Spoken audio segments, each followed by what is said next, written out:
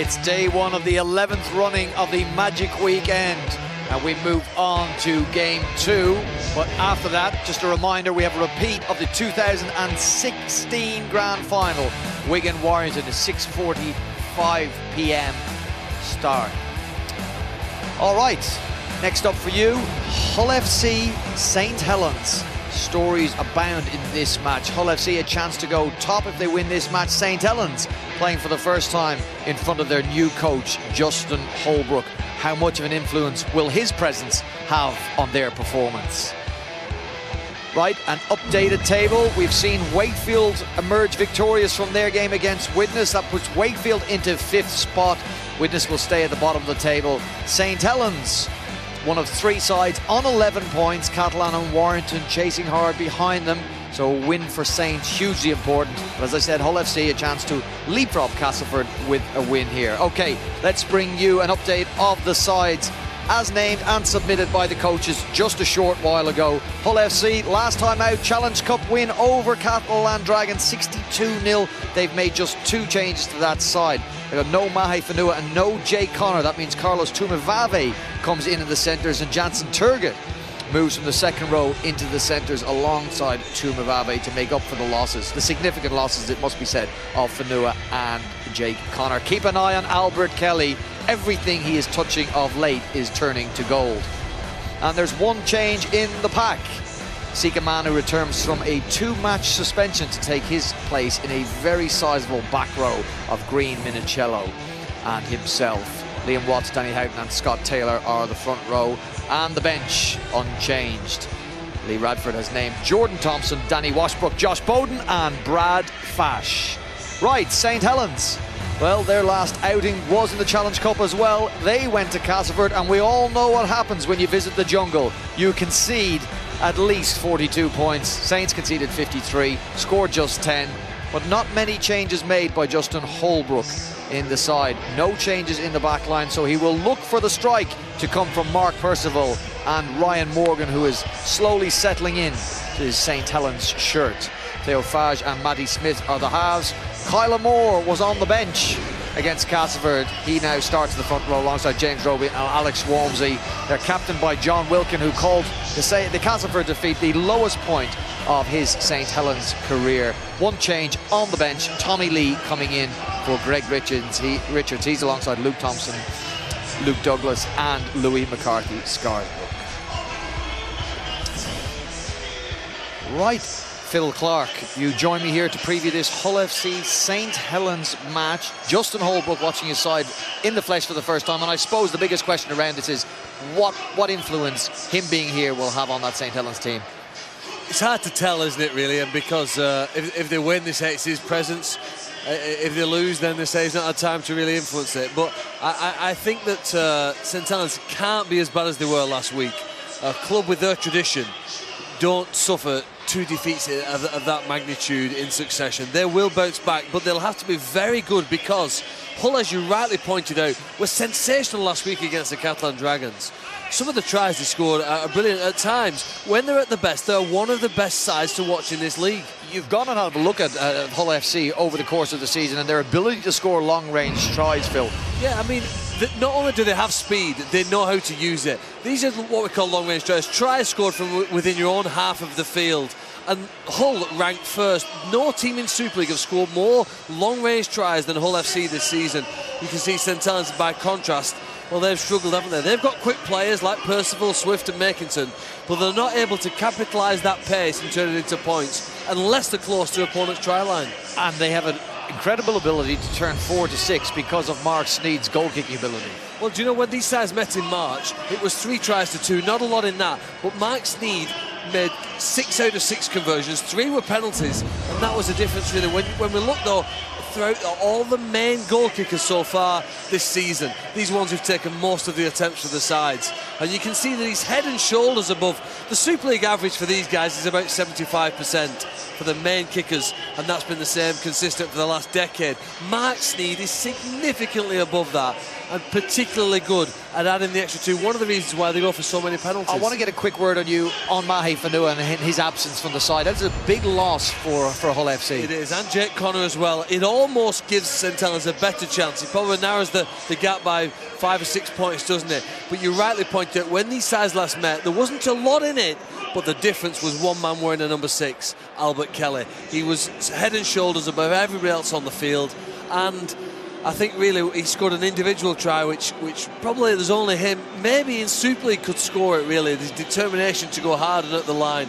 But they had to play very well to beat St Helens last time, and they might have to do again today, because there's bound to be an uplift. Saints were embarrassed on this ground last year. They conceded 48 points to Huddersfield, who ended up finishing at the bottom of the table, and they simply have to play better for their supporters. Well, as you saw, Phil, we've run a Twitter poll, and the viewers do think that it will be a Hull FC victory, 75% as opposed to 25%. I want to talk to you about St Helens and pick you up on a point you made just previously. You said a club like St Helens don't suffer big defeats on consecutive weeks. I'll put it to you, Phil, that this is no longer the St Helens of the mid-2000s, the dominant side. Does there need to be a realistic adjustment of the realistic, I suppose, the potential of this St Helens side? Well, you're right. If they lose and other games go against them, they'll find themselves leaving Newcastle outside the top 8. It's almost unthinkable, isn't it? It happened to Leeds last year, but we thought that was a black swan, a one-off event that wasn't going to happen again, really. And all of a sudden we see Hull here now in their changing rooms, I think pretty confident. Jansen Turgid playing centre, number 25 there. He laid on a marvellous pass last week as a centre, playing late in that game. And their supporters are pretty keen for them to win. They've won 5 in a row, but they've been erratic this season. Don't forget, a couple of weeks ago, they were 22 points and 0 down just before half-time at Widnes and bounced back to win, but they've not been consistent over many weeks. What do you need to see from Hull FC today against St Helens to convince you that they're a side that can go to Old Trafford and can lift the trophy? I think the sort of control that we saw from Wakefield and the defence that we saw from Wakefield, really. I like the way Hull play. I like the fact that Liam Watts as a front rower is good at passing the ball as well as running hard and strong with it. I like their activity around the ball. Are you looking for more of a ruthless streak? Oh, maybe just. I don't know whether they will ever be that way. I wonder whether we're trying to tempt them to change personality. Mark Sneyd is Mark Sneyd, and Albert Kelly is Albert Kelly. They will play the way they've played for the last 10 years. And for the rest of their careers, I don't think there'll be a massive change in the style of play for them, but St Helens desperately need to find something different. Mark Percival and James Roby have been pretty good for them this year, but they've played as individuals in some ways rather than as a team where they could threaten their opponents. The parting words for St Helens as they left the dressing room, delivered by John Wilkin, who was crestfallen after that Challenge Cup defeat to Castleford. Right, teams about to enter the pitch here at St James's Park in Newcastle for Game 2 of Day 1 of the Magic Weekend. The time now to throw to your commentary team, who will be led today by Bill Arthur. Bill, over to you. Thanks, Brian. And mid-afternoon at St James's Park, and a great atmosphere at this fantastic ground. The supporters of Hull FC and St Helens now in to swell an already impressive crowd on Day 1 of the Magic Weekend, and Warrington and Wigan fans among them as well, here to enjoy this big weekend in the Rugby League calendar. And it's a big weekend for this St Helens side, who are looking to restore some pride today after a miserable couple of matches, and do it in front of their new coach Justin Holbrook, who's just arrived in the country. He took the captain's run yesterday with St Helens. He's met the players. We've seen him having a chat with Matty Smith when the sides arrived here today, and it'll be interesting to see the response that he gets already from this Saints side, who do have a point to prove after that humiliating cup exit at the hands of Castleford last time out. Beaten 53-10, 10 tries conceded, beaten 18 points to 40. The week before, Robert Hicks the referee for this one. James Child will be the video referee should we need his intervention. The scene is set. We've had a marvellous display by the Rugby League Cares dance teams on the pitch. But now it's down to the dance teams of Hull FC and St Helens to show their footwork in Game 2 at Magic Weekend. And Mark Sneed, who kicked remarkable for him, 2 from 8 last time out in that 62-0 win against the Catalan Dragons in the Cup, gets the game underway, and Saints get the first touch of the ball. These two sides playing in their Magic Weekend kit. Well, it's fantastic to look at the sides, all the sides entering into the festival spirit. And St Helens, you're right, Bill, they need to recover mentally and emotionally from that humiliation last weekend on Hull FC. I'm sure the Saints fans, the Saints Speckies and the Saints team will be saying, don't make these Hull FC players angry. You won't like them when they're angry. The Saints need a good start. Confidence must be fragile after the cup hammering and the disappointing defeat at Warrington, where they led and then let that one slip. First kick of the game, and Saints offside, first penalty of the game. Those are the small facets of the game you've got to get right. It was an over-keen chase at best. The ball goes back to the kicker. The kick chase team, whilst trying to put pressure on Jamie Shaw, who were in front of the kicker, and it's easy 20-25 metres for the black and whites. Over enthusiastic from St Helens. The side that went down against Castleford, given another chance today. 1 or 2 positional changes, and Tommy Lee coming in on the bench. Greg Richards is the man missing out, but that's the only change from last week, despite Dominic Peyrou being fit again. Possibly 1 or 2 people anticipating there would be more in the way of changes for Saints, but Justin Holbrook asking that these players be given another opportunity. Well, they're being tested now with Hull FC in possession. 4 tackles gone. Danny Houghton, then Kelly puts the kick in, slips, runs into the tackle, and Regan Grace is back there to mop it up. It's good kick pressure on Albert Kelly. We went for a conservative set, making Saints try to work hard away from their own line. And it is interesting with Mike Rush this morning. I was speaking to him. He said that Justin Holbrook, ideally, you'd like to give him a bit of time to get to know people, find his feet a little bit. He said, but we can't wait. He needs to be in now, and we need a reaction. How long were you having breakfast for? Not long enough, Brian. 30 minutes, 30-metre line, as Walmsley plays the ball, and Matty Smith belts the ball downfield, but straight into the arms of Steve Michaels, hat-trick scorer, first hat-trick of his career in that 62-0 hammering of Catalan Dragons last time out, that cup win for Hull. And they're on their 40-metre line. A Hull victory could briefly put them top of the table at the end of day 1 of Magic Weekend. And results, were that to happen, results going elsewhere, and St Helens could find themselves outside the top 8 after Magic Weekend, which really does take some thinking about. 5th tackle, and Sneed lofts that ball across field. Regan Grace comes for it, and so too does Mark Percival, and it's Percival who comes up for it and comes away with it for Saints. A relieving catch from Percival. You felt the anxiety in the Saints camp. Just squash the pressure. The sides testing each other out here on the St James's Park surface. Saints up to their own 30-metre line. They've won just 2 of their last 7 matches in Super League. So no wonder Saints' confidence is a little bit flimsy. That's the 5th tackler on the halfway line as Zebtea plays the ball, and Theo Fage hoists it deep downfield. The early stages of a set of sixes where they'll miss Maher Fanua.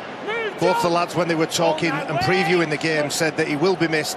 Of course he can score tries, of course he can make breaks, but it's hard work on tackle 1, 2 and 3 that somebody will have to step up in the Hull FC ranks. Fetuli Talanoa, the other player, who was in with a chance of making a comeback in this game, but apparently not quite ready, and they weren't willing to risk him. On the halfway line as Houghton finds Kelly, and Kelly gets the ball on quickly, as does Carlos Tuimavave.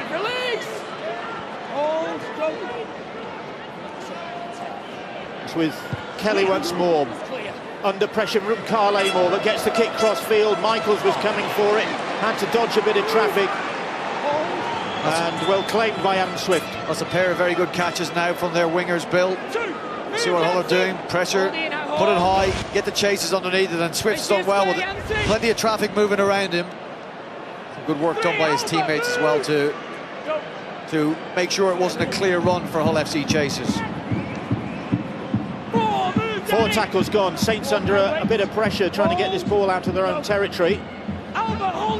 Wormsley runs into a posse of Hull tacklers. That's the 5th tackle. The kick downfield from Matty Smith is a good one. Finds space right down the middle of the pitch, and Michaels.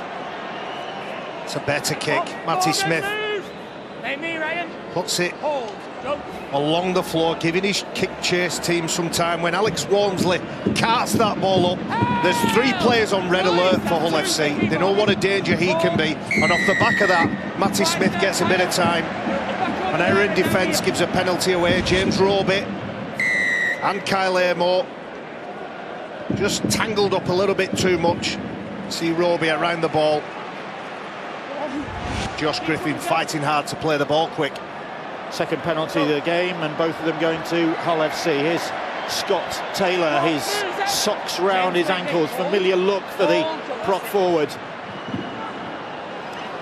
Change of direction. Houghton back to Kelly, and Kelly, almost intercepted by Percival. Just overran it, didn't he, the support player. Albert Kelly, again, you can see the respect and the threat that he poses. Kelly now. Liam Watts, and opposite number, Carl Amor sparring, and Watts gets the pass away. And Hull keeping this ball alive, but Saints scrambling in defence, scrambling well. Matty Smith with the tackle. Houghton now. Loops a pass out. Sikamanu back inside. Now with Kelly. Hull dodging and weaving.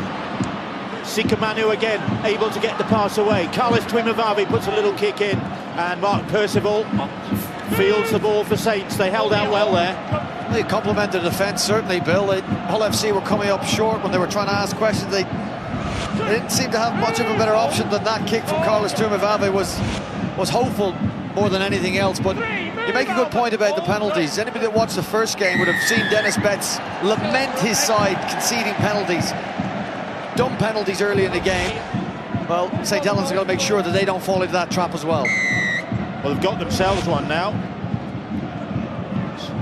so they'll be relieved at that. They did some good defensive work to hold out against Hull there, and then Hull penalised. Just as important is getting away from that red zone. Phil Clark's stat only emphasised the fact that field position for St Helens is imperative. Alex Wormsley now, Saints venturing into Hull territory. First time for a while they've done that, after nearly 9 minutes of this game. That needed to go, Bill. There was another pass on the end of that should have gone to Fage. Roby come the other way. Here is Fage now, but Fage runs straight into Sikamanu, who makes the tackle for Hull FC. Roby scampers off. Tackle by Liam Watts. So Fage serves it up to Wormsley, and then they give it a little bit of width. Offload. Still alive. It's with Matty Smith once more. Smith puts the kick in. Fage is chasing. and Hull are just able to sweep up. Kelly was there to intervene. That's good enough, that. It was an offload, some second phase stuff. Brian, you made the point before about the pass being on and not passed and not given, not thrown. That's an anxious side. That's a side that doesn't want to make the mistake. Well, when the ball was offloaded, they had less time to think. The kick was put behind and the kick chase was good enough. First real threat for either defence to deal with there, and Kelly was the man to intervene, and they get the goal line drop out, and Wormsley ran that one back with some ferocity there. Great return from Wormsley. Now here's Kyle Amor to continue the punishment. It's a good format, a punishing run. Barrage. Alex Wormsley and then Kyle Amor with late footwork, 8 metres away from the line. Smith, quick hands. Ryan Morgan tackled just about 5 metres out now. I beg your pardon. Makinson it was. Smith, Wormsley once more, seeing plenty of the ball. Alex Wormsley and Hull back on their own try line, defending this St Helens attack. Matty Smith trying to dummy his way through, and a man on his shoulder couldn't get the pass away. Watts pins him to the ground. Roby does the run around. Roby trying to wrestle his way clear. The ball's gone forward. No, it hasn't. It's still on the last, says the referee. Wilkin. Zebtea now. Zebtea gets the pass back in field. Farge keeps it alive. Roby trying to get to the try line. And Roby is held up. That'll be the turnover right on Hull FC's line. A succession of offloads, people offering themselves, and I thought James Roby was going to do his own impression of the Hulk. He was carrying players over the line, but the Hull FC defence was just good enough. And the Saints, have they got... I'll tell you what they have got, Barry. They've got a lift in this game. There's been a lift from St Helens. I know it's early in the match, but when they force that dropout, Barry, this team has lifted.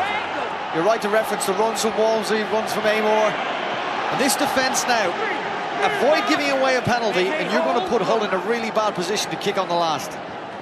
So they're trying to get out of trouble, and they are with Josh Griffin. And Griffin going down the sidelines. He's just ankle tapped and then shoved into touch by Regan Grace.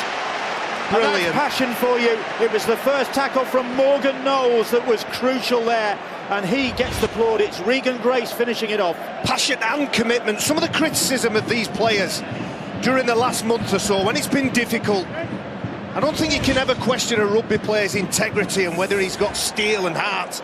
But sometimes during difficult phases, it might appear on the touchline, on the sideline, that they're not playing with heart. Well, certainly heart was shown that they were broken, the line was split, and there were enough bodies to get back, not only to make the tackle, but to push Josh Griffin into touch.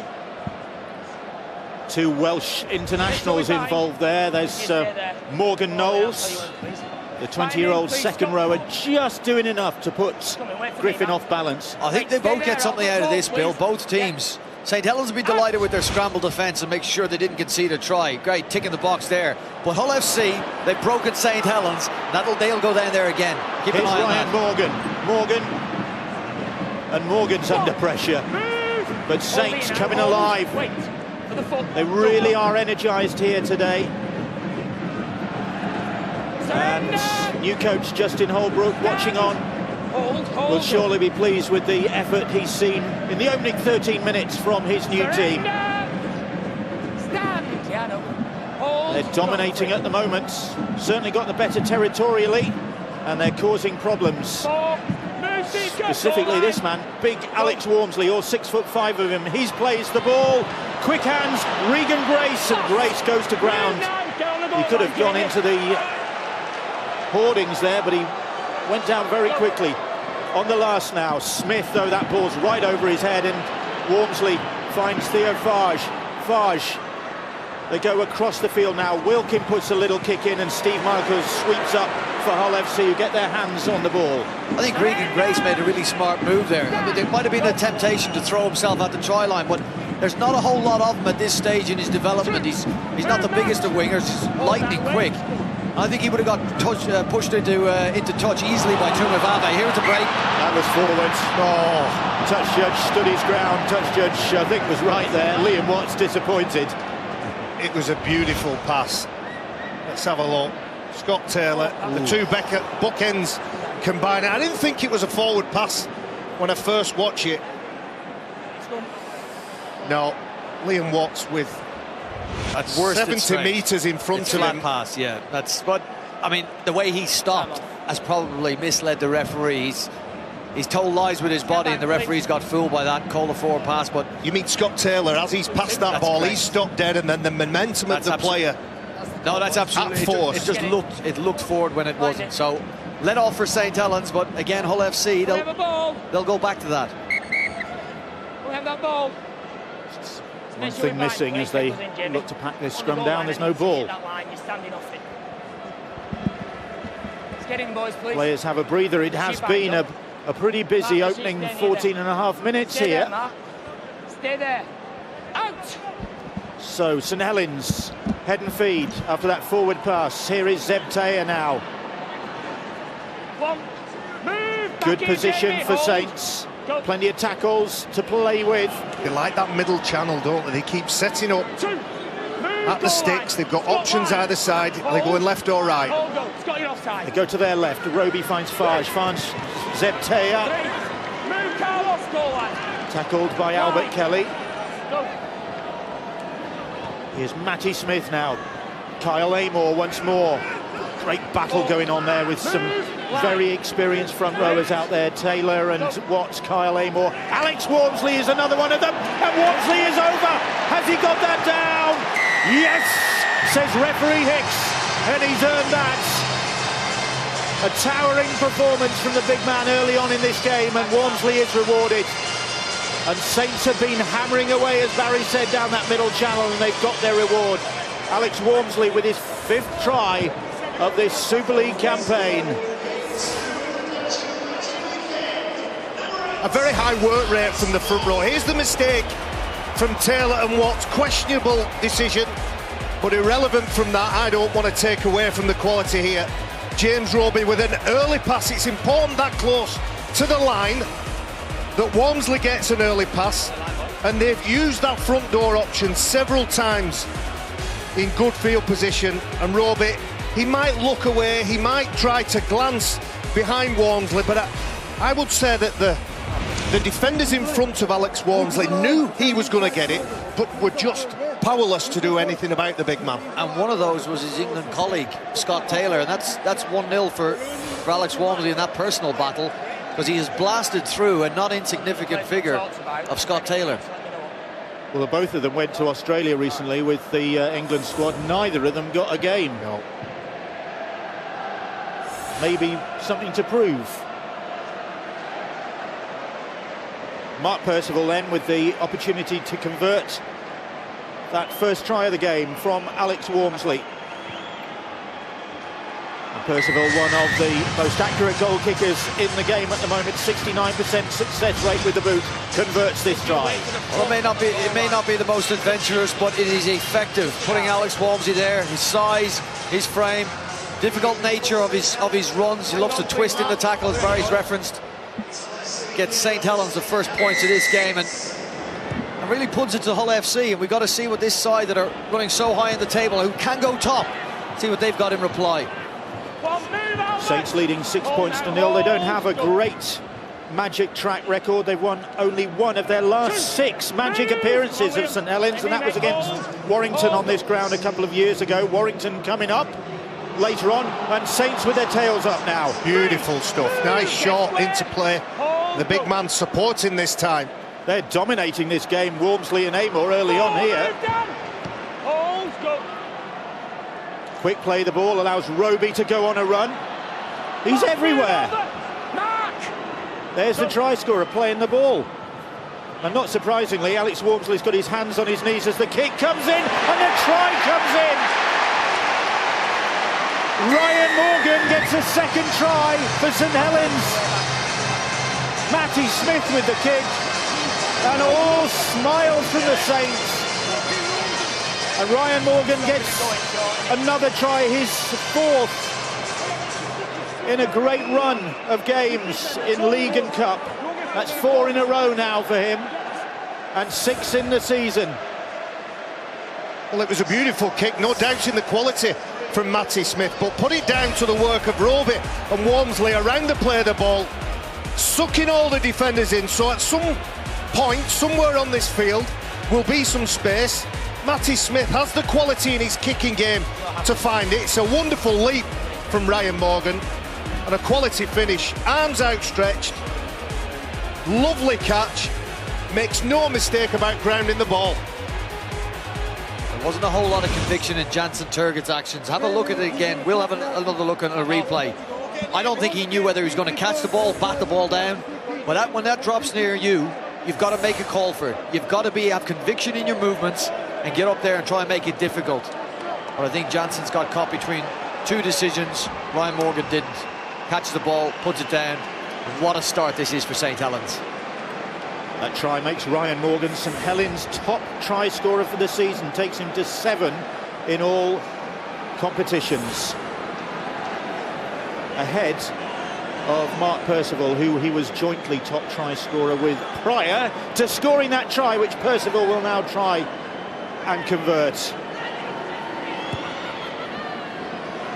He's on target, and this is a Saints side who's set out to prove a point, and they're not doing a bad job early on. Well, the left-hand side for Hull FC would ask questions about the pressure or lack of that was put on Matty Smith. He seemed to have all the time in the world to size up his kick, take a couple of steps forward, and then put it where he wanted to put it.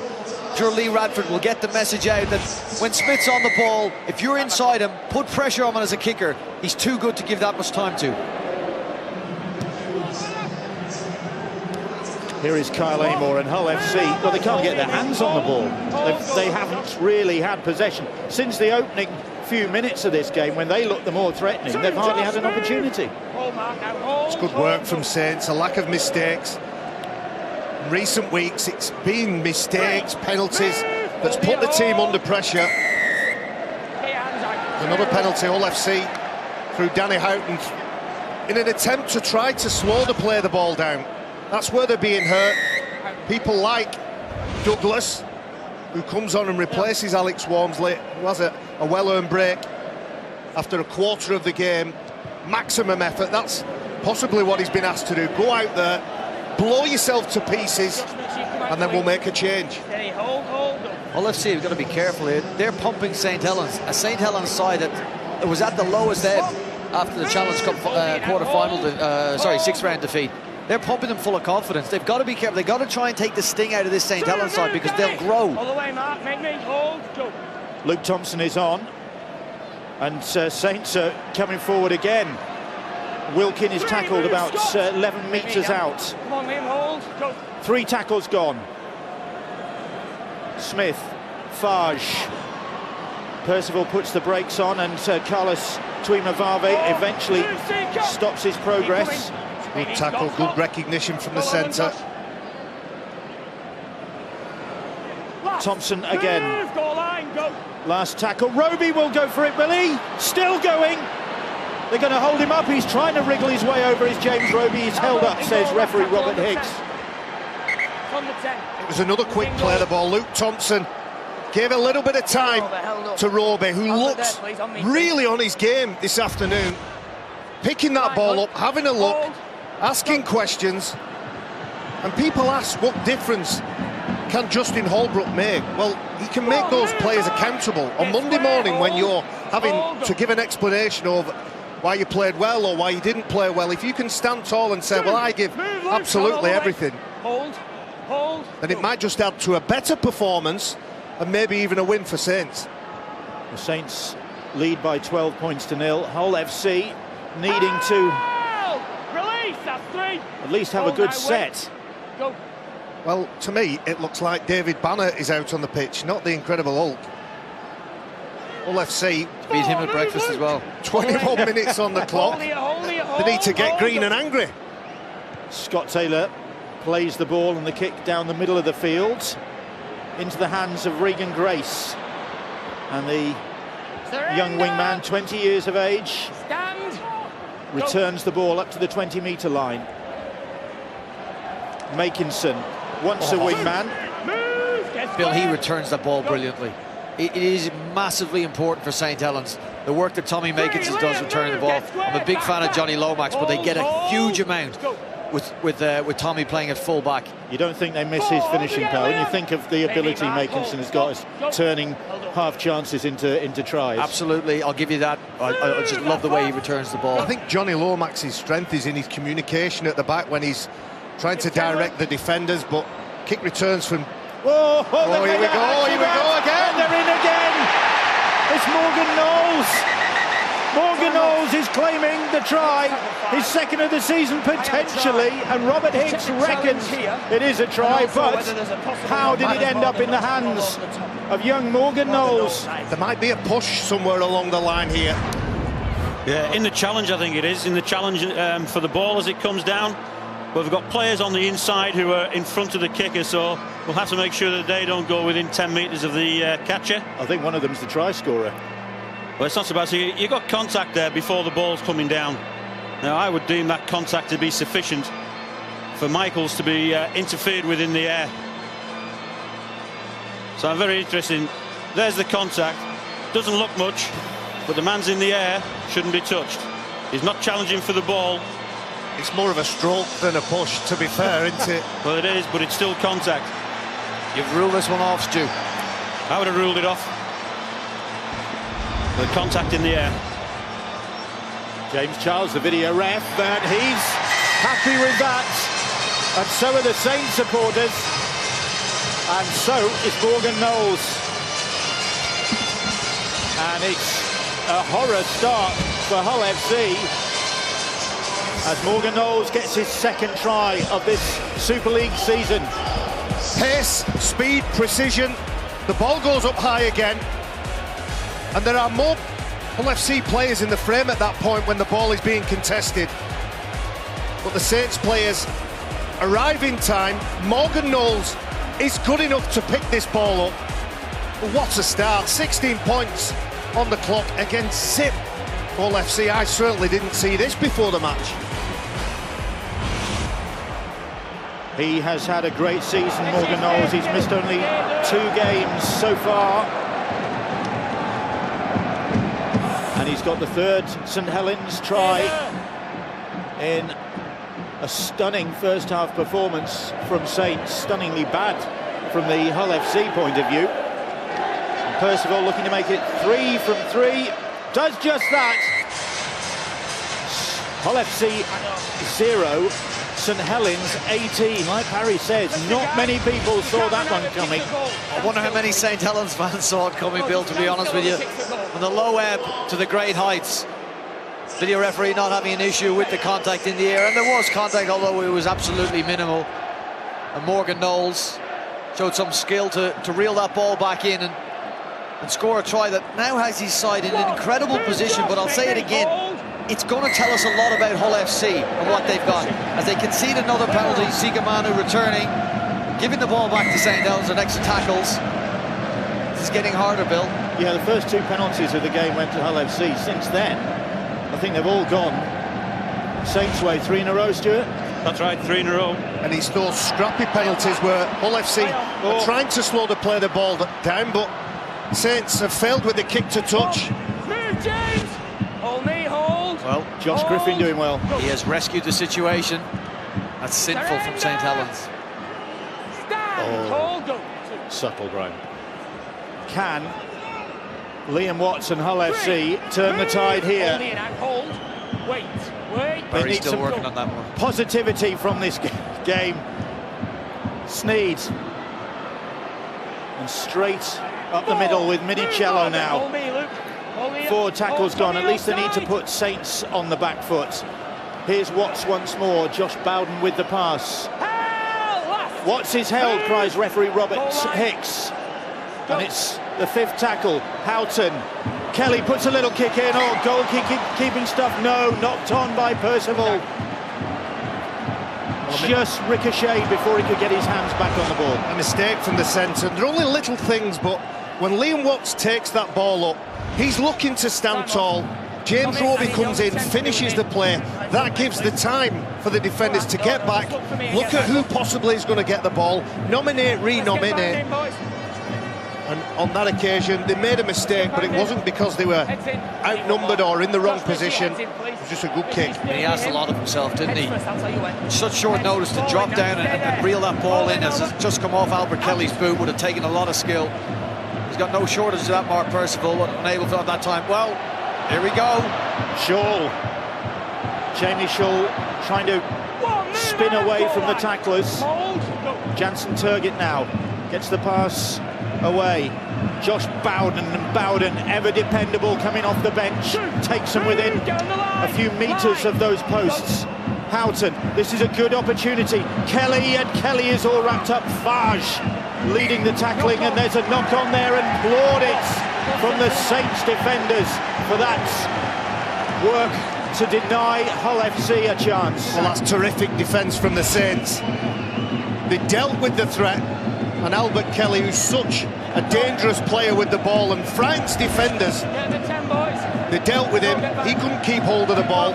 Saints will get the opportunity to go upfield, put a kick in.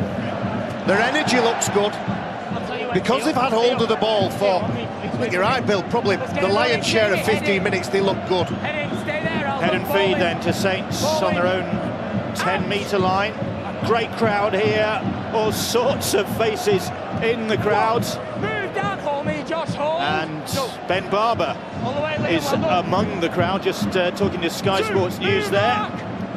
Jenna Brooks going through plenty of work for Sky Sports News and just having a chat to Ben Barber over here from France, where he's been playing rugby union in Toulon, but just lots of speculation where he's going to be next, and we will be hearing from him hopefully as the afternoon progresses.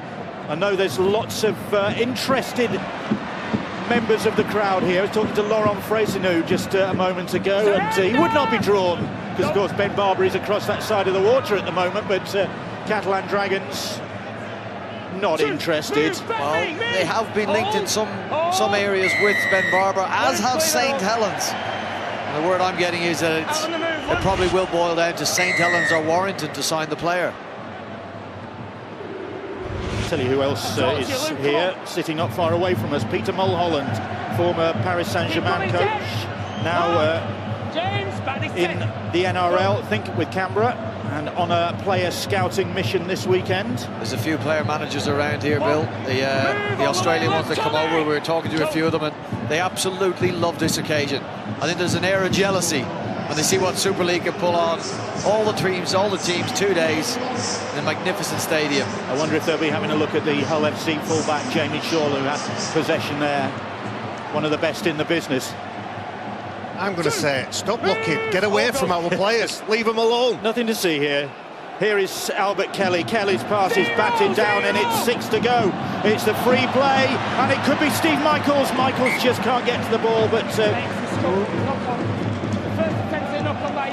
Go back to the knock-on. It was worth a gamble, wasn't it? Mark Sneed just dabs that ball with his left foot. So sturdy, so predictable. What a brilliant kick. What a curve he gets on his kicks. You're defending Mark Sneed's kicks, you're going to have to be on your game. Curve he gets. What a curve he gets. Yeah. I'm not enunciating correctly. Not enough breakfast, Brian, clearly. So head and feed to Hull FC. They're having a little bit of pressure. It's been, until the last few minutes, it's been a story of Saints domination and Saints turning that into points, 18 points to be precise. But Hull just having a bit of a purple patch at the moment. Oh boy, and it's only game 2. Here is Jamie Shaw now. Shaw brings Josh Griffin back on the inside. Griffin gets the penalty, Thea Fage all over him. They're going to need to return points from this period, I feel. Or else it's a big win for St Helens. Saints under pressure, can they withstand it? Sikamanu now. About 5 metres out, Sikamanu goes down. Houghton, very casual, just weighing up the options. Kelly, Sneed, short ball, Jansen Turget's tackled. Well done, Tommy. Minicello. Sneed escapes the clutches of the first tackler, gets the pass away, picked up, it was another hand in there, another Saints hand. Referees wipe the tackle count clean again. Relentless pressure at the moment. Carlos Tuimavave returning to the Hull FC side today. He is driven back in the tackle. Good work defensively again. Houghton fires the pass away. Kelly, ooh! Jordan Thompson goes down into the tackle. Kelly delays the pass. Carlos Tuimavave trying to bob and weave, but Saints hold firm again and turn him over. Good defence that time. And Griffin is driven back. Plenty of tackles in the bank here. Albert Kelly's the man wherever he is, that's where the ball ends up. Little grubber kick comes in and Saints managed to tidy it up, and Wilkin it is who clears up. Brilliant by St Helens. Put question marks against Hull's attack if you want, but that's all about St Helens' defensive display. The collision, sorry Brian, the collision with Albert Kelly off the ball, that denied him the opportunity to get to it. Louis McCarthy-Scarsbrook is off the bench. Mixed emotions for Louis today. His beloved Millwall FC involved in the League One playoff against Bradford. Hoping the Lions will get promoted. So he's hoping that it's a double today. Saints get the penalty. Sicamano through your favourite Tommy Makinson. So strong, so dynamic. Makinson that even with the size disadvantage, he still can't control the play of the ball, Sicamano.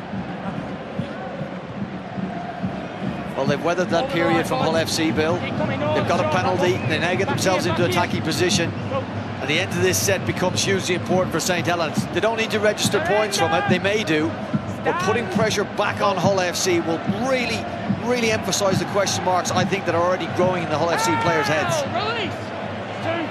Luke Douglas plays the ball, Roby. McCarthy-Scarsbrook to Farge, quick hands, and then the ball goes to ground. Just a little bit too far behind. I know it was quick hands and Zeb Taylor is catching it and passing it at the same time, but Percival had overrun it.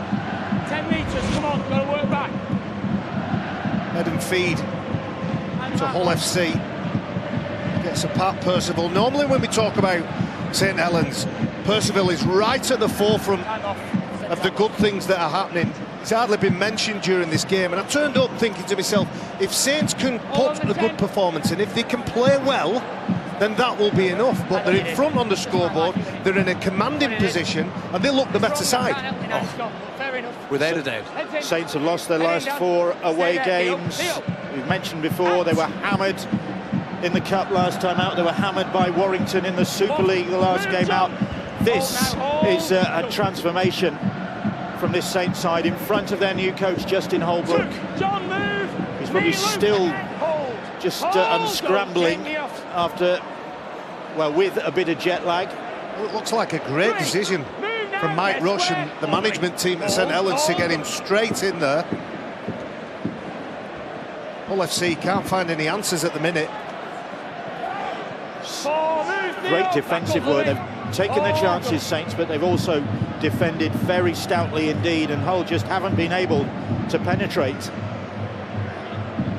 Making progress with Bowden, but that's the 5th tackle, and they're only just inside Saints territory.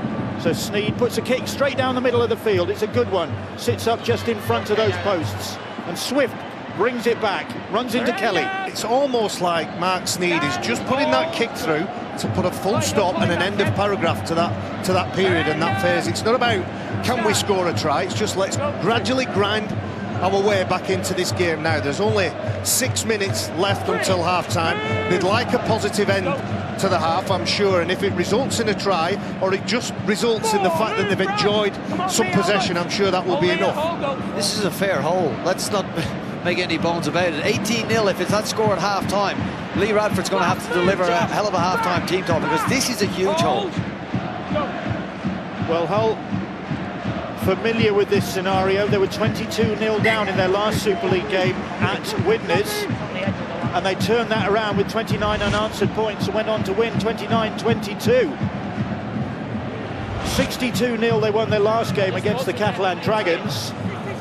So they could do it, but they need to start doing it pretty soon. I'm not seeing anything out here from Hull FC. I'm not seeing the answers yet, Bill.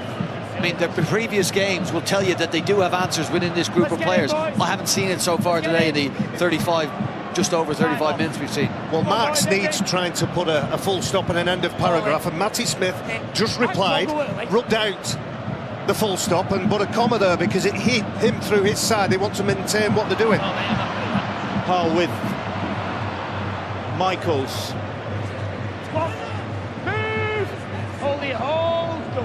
Plays the ball, and Minicello scampering infield, but lateral from Mark Minicello. They're still inside their own half. Hold, go. Houghton. Jordan Thompson again. Lateral, and again just about on the halfway line. Saints will be happy with that. Here's Sikamanu now. Back in the side after a 2-game suspension for a tackle on Ryan Atkins last time he was involved in the game against Warrington. Shaw puts the brakes on. They can't find a way through this really well organised St Helens defensive structure. That's the 5th tackle. Can they find a way through now? Little kick ahead from Shaw, and at least they'll get the ball back. Jamie Shaw makes the best out of that situation. When they had a look at the left attack right edge of Saints, they stopped and they had the overlap. They decided there wasn't enough in it over on that side. They came back this side, and Jamie Shaw trying to get his side going, get them on the front foot. That, Barry, is a very good point. That's the edge.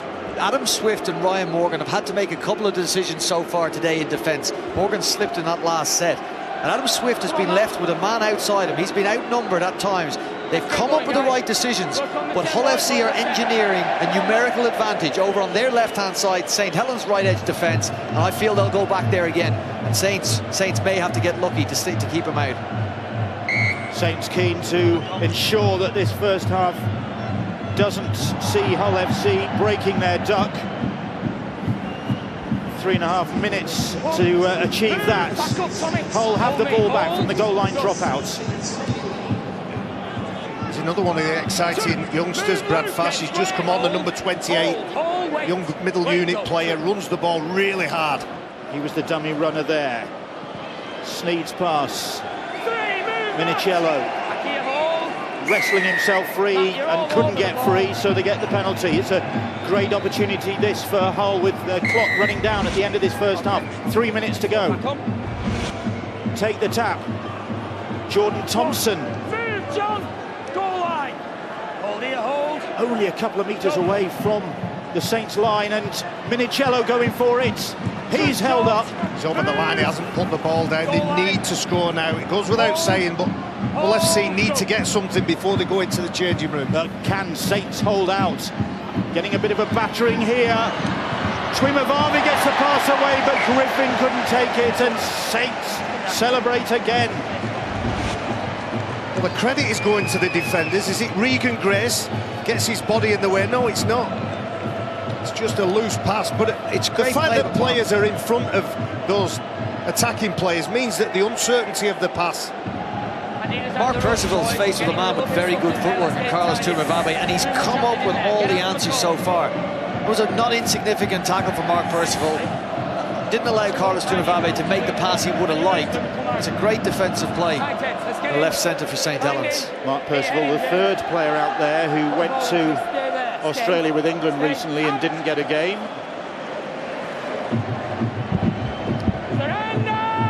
But having a good game here today. It's been a good first half for the Saints.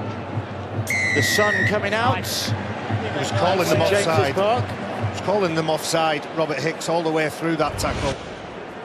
Look at how many players are in front. Speed of the ruck, speed of the play of the ball. Hull FC just have found no answer to Saints and their intensity. Luke Thompson tackled about 40 metres out. And Saints, a couple of minutes, I beg your pardon, to go. still could improve on this scoreline before the half-time hooter sounds. Thompson. Ooh. Hang on, there's clash of heads there. Referee Robert Hicks stops the clock.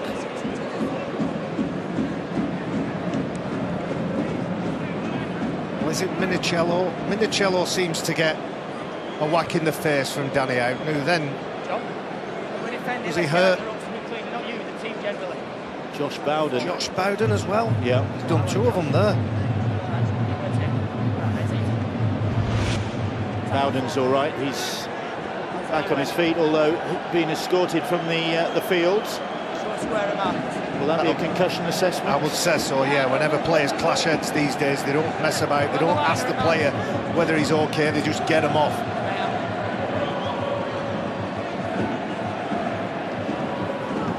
Big Chris Green comes on to replace him.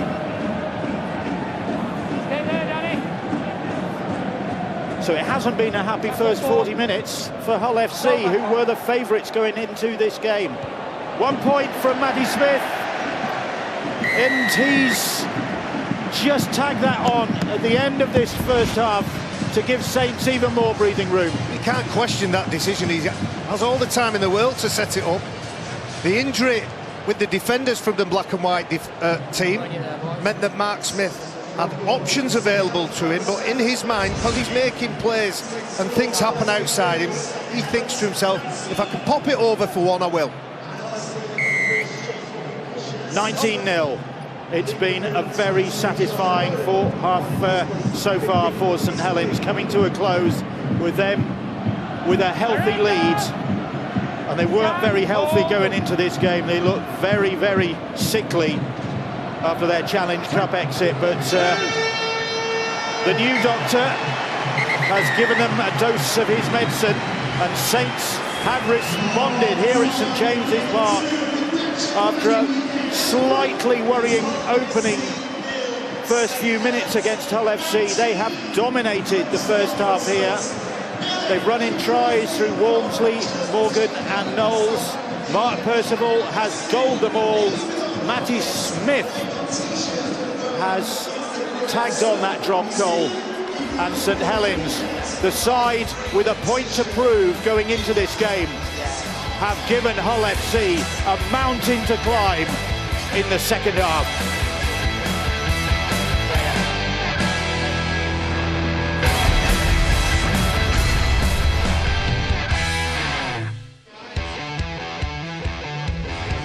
Day 1 of Magic Weekend will be brought to a conclusion by Wigan and Warrington in a repeat of last year's grand final. The champions with some injury worries, Warrington hoping that they can get one over the side that beat them earlier this year. That's coming up here on Sky Sports 2. Meantime, we're halfway through Game 2. And what about this for a scoreline? Hull FC have been riding high in Super League, and with a win today have a chance to go top of the table. But at half-time, they trailed 19-0 against the St Helens side, who were dumped out of the Challenge Cup last week and are struggling to find any sort of form themselves. Quite the half-time scoreline, and I'm sure quite the half-time dressing room at St Helens, as for the first time, Justin Holbrook delivers his message to his new charges. Watching on is Sean Long, who was in temporary charge, but now Justin Holbrook has his say. And, well, the players have certainly responded to his presence in the dressing room and in the stadium here. And Lee Radford, looking for some fight from his side. He hasn't seen a whole lot of it in that first half. 19-0, a side that had won their last 5 matches in all competitions, are in a massive hole here at half-time. John Wells, all our pundits picked a Hull FC win. The Twitter poll we ran gave Hull FC a win 75%. You have, though, told me you've watched a Hull FC side play St Helens back into confidence. Explain. You're facing St Helens, a side who shipped in 93 points in the last 2 games. It's a side low on confidence. Number 1 on their list, after you achieve your own little plans for your game plan, is do not give them a reason to think otherwise. Do not give them a reason to feel confident about any element of the game. So You're I'll gonna show take me you. plenty of reasons. Well, I mean, after 9 minutes, they almost exclusively played down this end of the field. Tumivavi comes up with something like this: 3 plays gone, kick to nothing, maybe suggested, put in a corner. I'll take you then to Albert Kelly getting caught in the ruck 2 plays later, culminates conceding a dropout. We rejoin it with that bullocking run. After this is 10 seconds after Hull FC had announced, right, come and have a crack at us. Welcome to the game. Welcome into our danger zone. Come and see what you can do. Now, we spoke to, I think John Wilkin it was 2 or 3 weeks ago. Where does confidence come from and where does it go? It's hard to quantify. I'm showing you on this, with this analysis, where it comes from, and it culminated in Walmsley's try. So Walmsley and Amor combined there, Amor combining with Walmsley. I mean, if there was an angrier, more determined man on the field, I couldn't find it after looking at Alex Walmsley. First try, first Blood Saints, 16 minutes. And then an increasing influence from Matty Smith on this game, and his stamp all over a couple of important plays for St Helens. Yeah, a couple of important kicks, precision, but as important for me, just he's letting his teammates know, he's identifying where on the field, when on the field, but he's a high-quality player. Gives himself a time by standing deep off the ruck, not an awful lot of pressure from the inside, and he's dropped it on the head of a back rower who was playing in the centre, so there's some smart stuff as well there. 12-0, and again from a Smith kick, they pushed that out to 18-0 through Morgan Knowles' try. It was referred to the video referee. He had no problem with the contact in the air. Give us your thoughts on it, John. So technically there was contact in the air. It was Ryan Morgan's trailing arm that came through. I haven't bothered zooming. I'm going to show you the try in its entirety, but I haven't bothered getting up close and personal with it because I'm really pleased that a little bit of common sense has prevailed. We've been scratching our heads sometimes at some of these video referee decisions in 2017. I'm very pleased we've got a little common sense prevailing. So, take you to the last tackle. Once again, it's Matty Smith. This is the build-up to the last tackle, sorry. I left that on because it was an area of the field directly behind the ruck where they played particularly well. Take it to the point of the kick. There's the try scorer. He's onside. That was the only real question mark that I had about the kick. So, one other thing. As Steve Michaels leaves the floor, it becomes obvious. I'll try and take this on frame by frame by frame. See, he's already reaching out there with his arms. There's a mistake made there with his perception of where the ball's coming down, and if anything, Brian Morgan coming through on his backside would have given him a helping hand further towards the ball. I am really pleased that the decision has gone up, referred to as a try, and has come back down as a try, because it could have quite easily not. Okay, 18-0, Matty Smith tagged on a late drop goal, 19-0 they lead. Hull FC, have they got a way back into this game? They have, but they've made their job a hell of a lot more difficult, because they've basically handed the initiative to their opposition this evening. Albert Kelly and Mark Sneed need to stamp their authority on the game in the same way that Matty Smith has as that first half unfolded. We have seen St Helens capitulate earlier this year after holding a significant lead, that time against Huddersfield. They'll be determined to make sure it doesn't happen here in the Magic Weekend. Half-time they lead 19-0 against Hull FC. Can Lee Radford rally his troops? Can they get back into this game? Second half coming up shortly.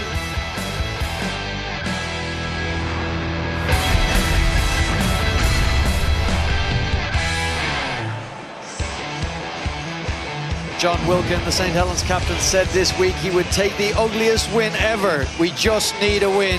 Well, at half-time, they are more than halfway there. 19-0 they lead against Hull FC.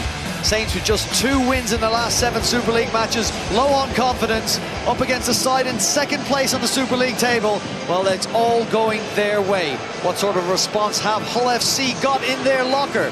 Time now to find out as we approach kickoff. Tommy Makinson will start the second half, and Bill Arthur will take us through all the action. Lee Radford very animated in that Hull FC dressing room at half-time. Is his side going to be animated in this second half? They need to be, because they've got some ground to make up, and this not a situation many people anticipated Hull FC finding themselves in after the woes of Saints in recent weeks.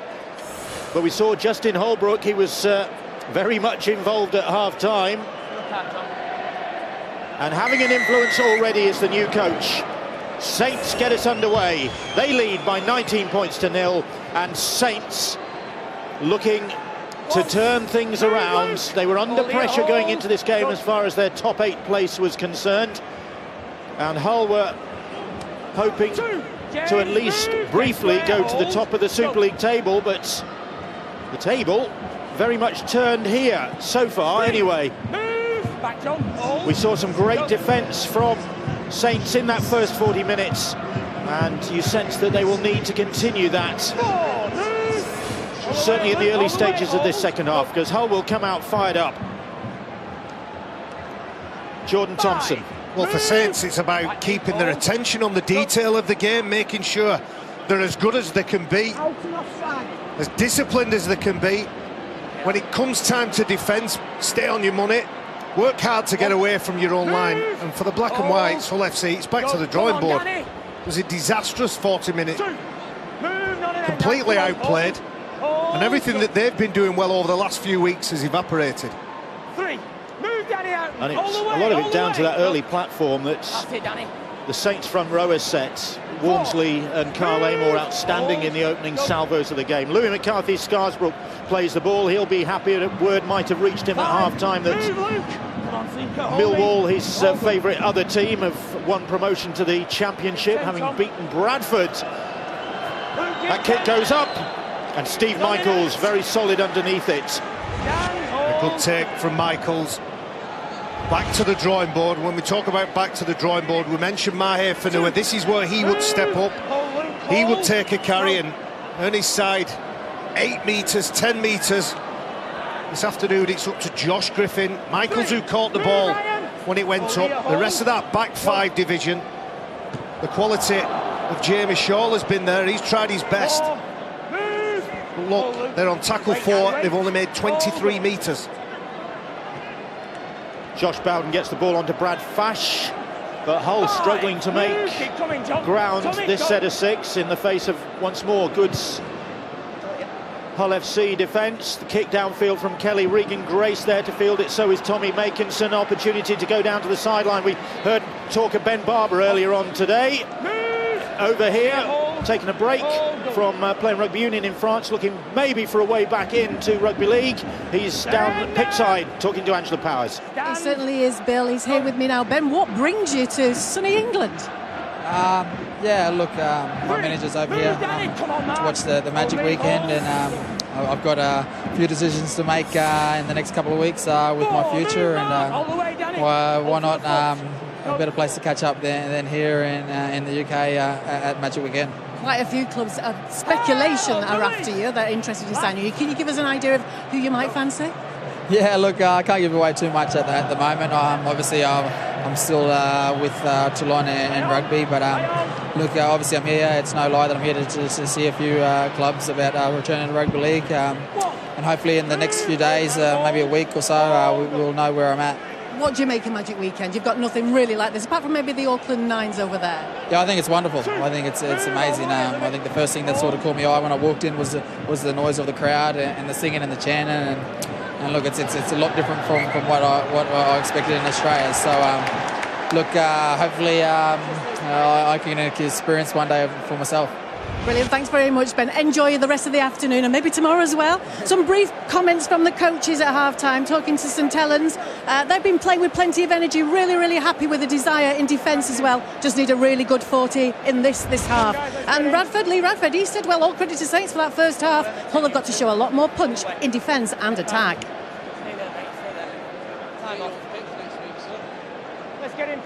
Robert Hicks calls time off there. Head and feeds to Saints after another Hull error there.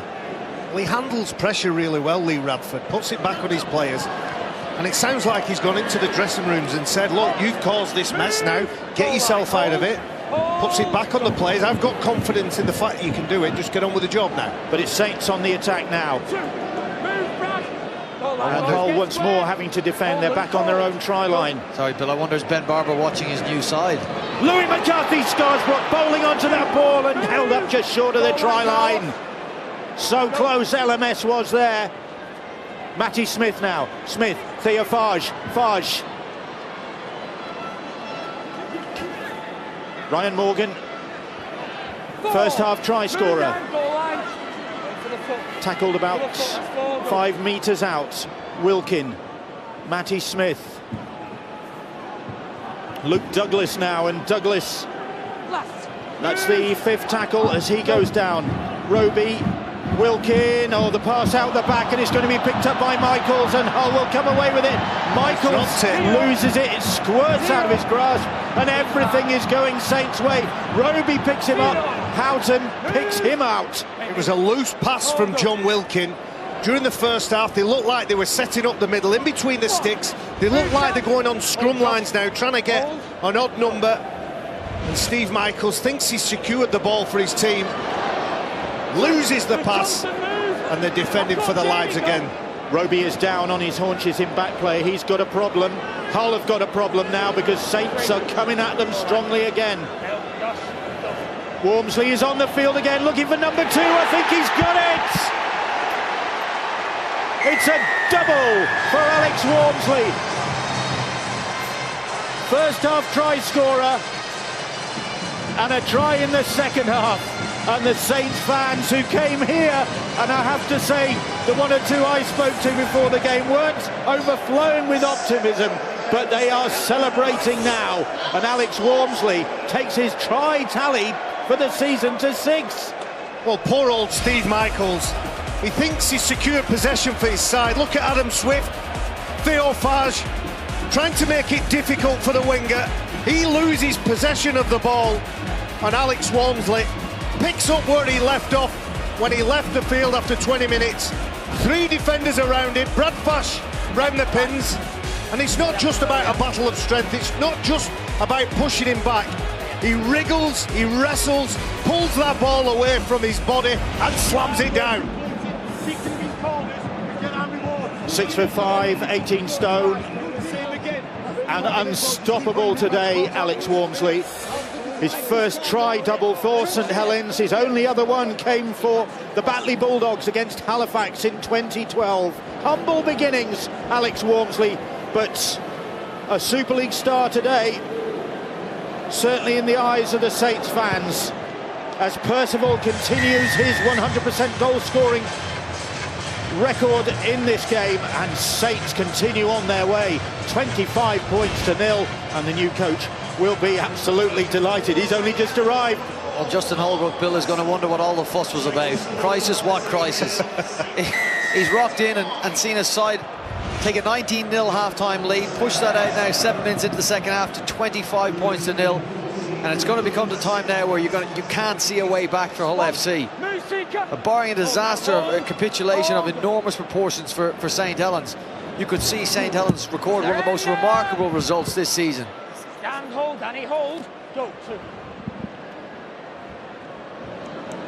Hull FC, where is the side that Move, Danny. Back up, has been a real force and has been Castleford's top challenger, really, for the leadership, and Castleford supporters will be enjoying this. Hull had the chance to go top of the table, overtaking the Tigers, but it ain't going to happen on this evidence.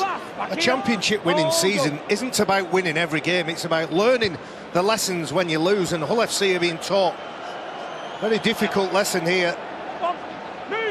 The speed of the play, the ball, the physicality that Saints are defending, the work they're doing on and off the ball is far superior than Hull FC. Ryan Morgan is the culprit, says Robert Hicks, offside the call. And that's a relieving penalty, which finds touch, and what a big kick that is. That could have gone horribly wrong. Got every inch he could out of that one, but champions, you're right, Barry, they don't necessarily win every game, but they lose, I think, in a particular way. And if Hull FC are to be title challengers this year, and if they lose this game, you'd like to think they're going to lose it with a bit of fight and a bit more in attack, things we haven't seen so far. They're rolling over in this game for a St Helens side that should have been tested from the start, haven't been. It's going to be a bad day for Hull FC unless they get something on the board, something quick. Can they test them now? Josh Bowden back in action after that knock at the end of the first half. Brad Fash. Saints' defence, though, has been really enthusiastic. There it is again. Can they hold out here? Minicello's lost that ball, and Sneed just hacked at it. But that sums up a lot about the Saints' attack. Disjointed. That's what I was desperately trying to say. I thought the play before it was the ball out the back to Albert Kelly that was the play. They went front door, they came back to the opposite side and made a mistake.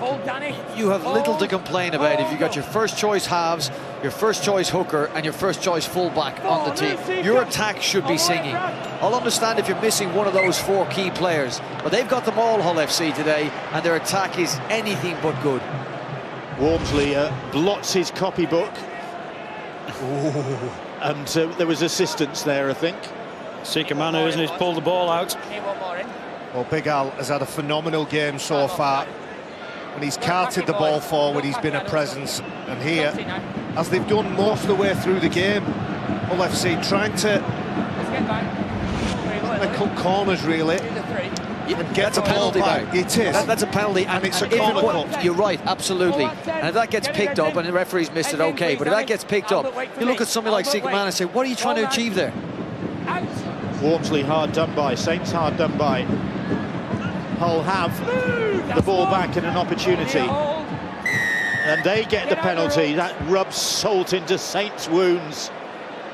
They're going to get a chance to defend now, Saints. Their energy looked good. Energy was a word that came out of Angela's half-time summary of what the coaches were talking about. Have they got some energy here? Bowden onto Sneed, Minicello. Oh, he's looking for a support player. Made the ball available, but nobody was there. Here's Bowden once more. Across the field. Jordan Thompson trying to make forward progress, but he's lost a bit of ground there. Houghton. Great work from Wormsley. Wormsley again, and he closed down Liam Watts there so quickly. Houghton. Kelly. Sika Manu gets the pass away, makes a poor one down round the toes of Carlos Tuimavave, and the frustration on the face of the Hull FC centre there. Alex Wormsley again, imposing his character and imposing his will on Scott Taylor, the previous tackle. It sets the tone. It sets the tone for the defence, and the attitude ripples throughout the team. You'd compliment Theo Fage as well. I mean, this is a great play by Alex Wormsley, shutting down a big man in Liam Watts. But Theo Fage has got Sika Manu running at him, and he's got to stand. He's got to put his jersey in the line and put himself in front of Sika Manu, and he came up with a tackle on Manu and forced Manu to pass the ball. So nobody in the St Helens defensive line are shirking their duties. There's been outstanding defensive performance from St Helens. They have been good defensively this year, Bill, bar the last 2 games where they went to Halliwell Jones Stadium in Super League and Warrington did a number on them. And of course, what Castleford, that's no great surprise. Every team that's gone there has conceded a buckload of points. But other than that, St Helens this year have been good defensively. Well, Saints get the penalty. They are able to release the pressure that Hull were exerting on them, and Hull not able to find a way through this Saints defence. 25-0. St Helens lead. Up to the 40-metre line, the 30-metre line, I beg your pardon, and they get another penalty, back-to-back penalties for Saints. On that occasion, it's Tommy Lee. He should not be able to outmuscle the defenders in front of him. It's a little jink, a little bit of late footwork, but then the Hull FC defenders go back into the ruck, back into the tackle, and give the penalty away. Compliment Tommy Lee, fighting to play the ball quickly, driving through the line. It's a big play. Tommy Lee, once of Hull FC, made 78 appearances for them. Here is John Wilkin, once of Hull Kingston Rovers. Here is Alex Wormsley, once of the Batley Bulldogs, where he got his last try double. He's got 2 already. And Saints looking for more points, and Percival skipping infields. Hull managing to halt his progress. Regan Grace. Here is Louis McCarthy, Scarsbrook, and Louis is over! And Saints get another try!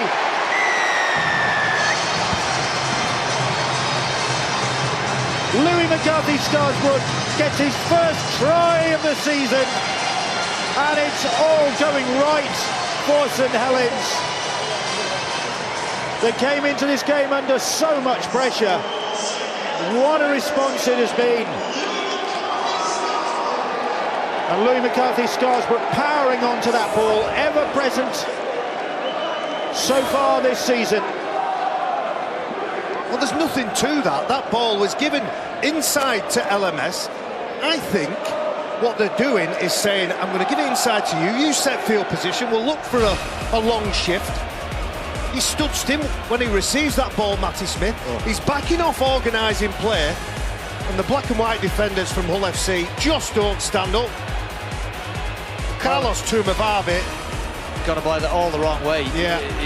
I mean, first of all, I think you're right. I don't think he expected him to come back, but he had a good enough look at him. He had a whole of Lou McCarthy's body to aim at it. Just didn't look interested in that tackle, Barry. That's why his technique was off. What joy on the face of Louis McCarthy Scarsbrook. Gets his first try of the season. And it's turning out to be a rout now. 29 points to 0. I know you like Lee Radford's post-match interviews, Bill. He's always frank and honest, and this is one I am not going to miss a word of. He was looked pretty honest at half-time in the dressing room, just trying to decipher the body language. Hasn't seen the response he wanted from his side. Now, Mark Percival, this is probably the most difficult conversion that he's faced so far in this game. Can he maintain his 100% record? Just pushes it across the face of the posts. 29 points to 0. Well, let's talk about Lee Radford. As he sat there, he looked quite relaxed. You're right, his honesty is apparent every time you talk to him. But the honesty of his players, in defence, is miles off today. They are much better defenders than what they showed on that occasion and a couple of occasions before that. Saints have got the ball back despite the short restart from Hull FC, and this is possibly a transformational game for St Helens, in danger of dropping out of the top 8 going into this game, and they could really build on this. I still have major question marks about St Helens, and I think the building will be slow, and it will involve the rest of this season and purchasing players in the off-season. I think there's a lot of work still to be done there. I mean, it's a good story for them today. Almost the bigger story for me is Hull FC, because I've got this down as a side that will be up in the top 4 come the season end, will possibly be at Old Trafford, but as I say, they need to lose in a particular way. They need to lose like a champions elect and go down swinging. That's it, Barry. I'm not seeing it. Well, Saints will take a lot out of this, and of course next up for them it's Wigan Warriors, who we'll see, or the game we will see on Sky Sports next Thursday.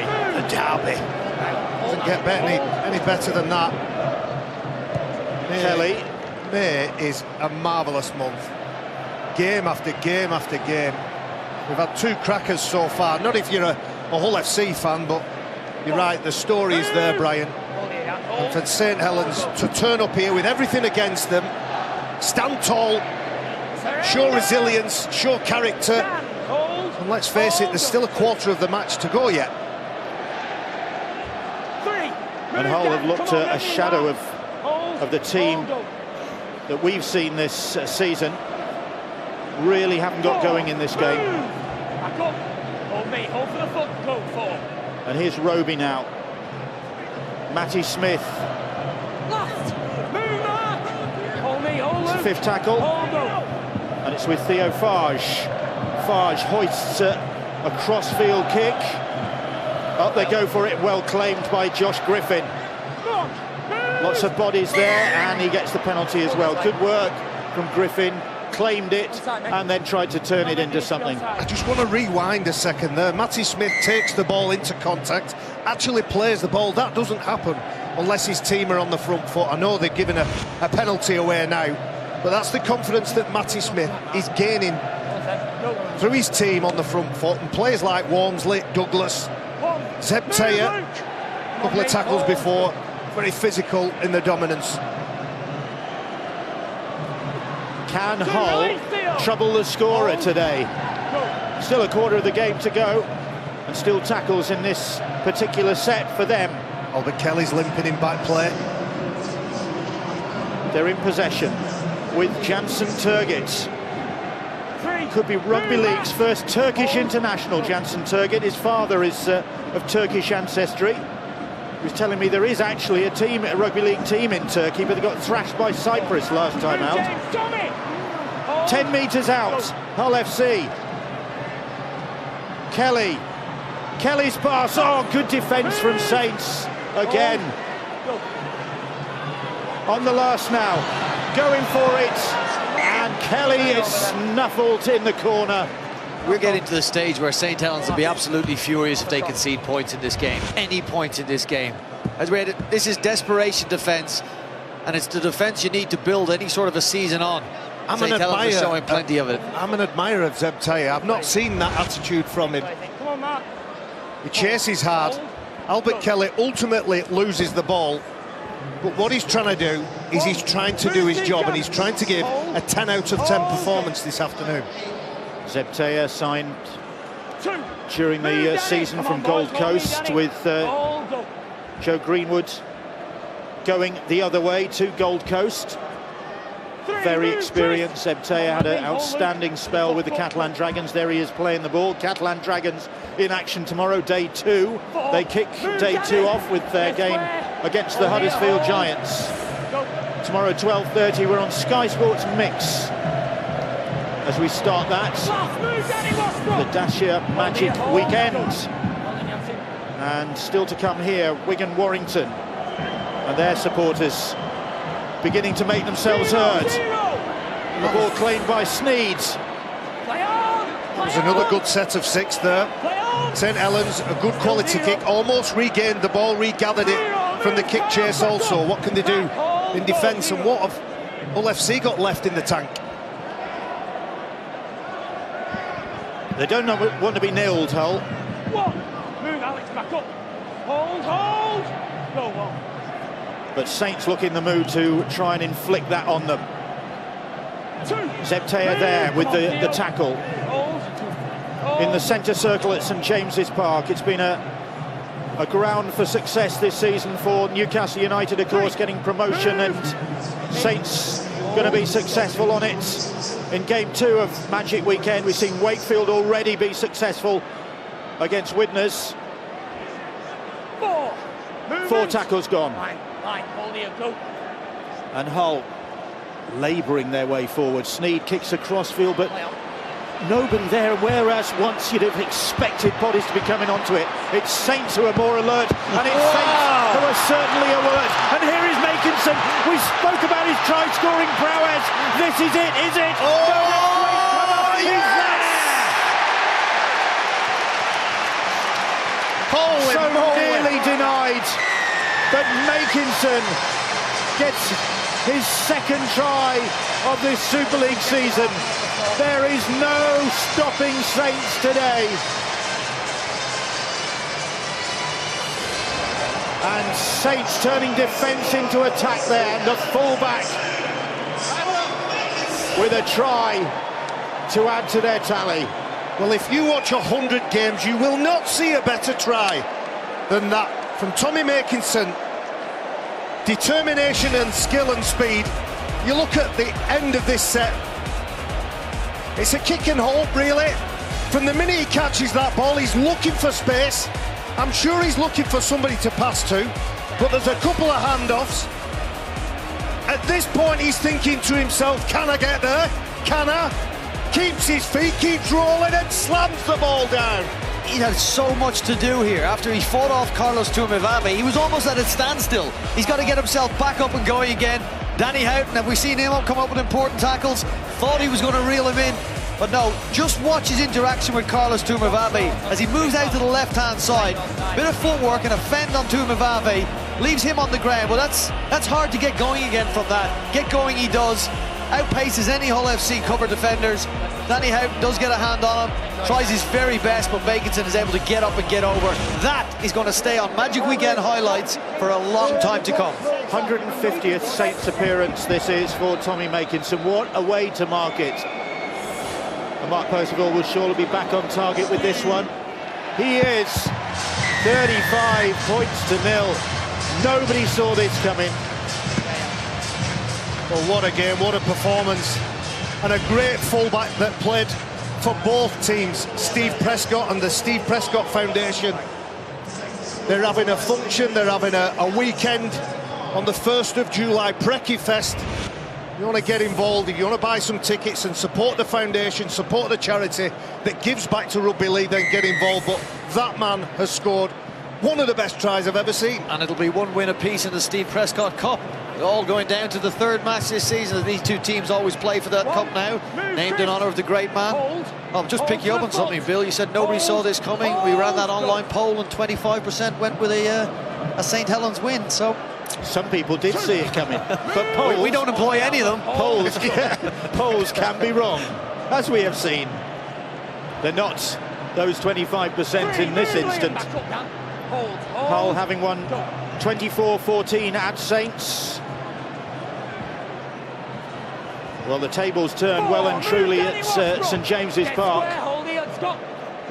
and the punishment might not be over, because Saints are absolutely rampant here.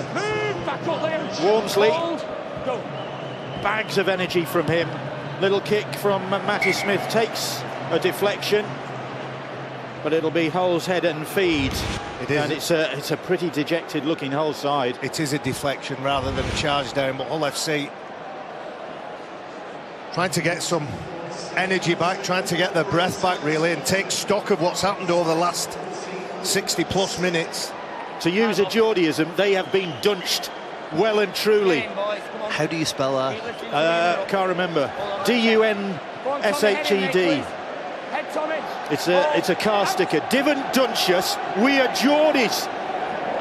We don't run into our car, we are Geordies. If this ever moves to Liverpool, you're going to have a field day. Well, it's been a heck of a dunching.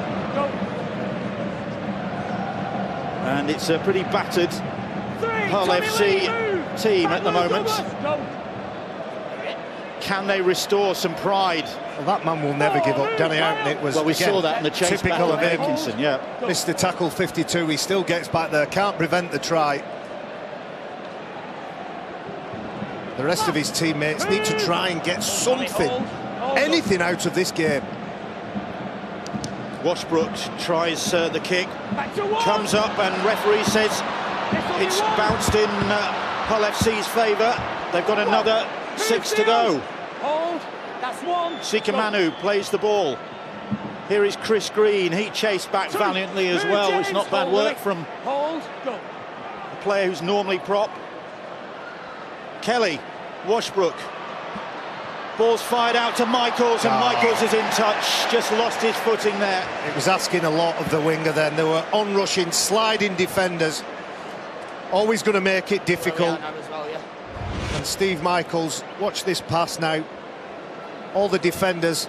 Is it Adam Swift who has him completely in his sights? Ryan Morgan, just to back up the situation in the background. They've done well to score that try.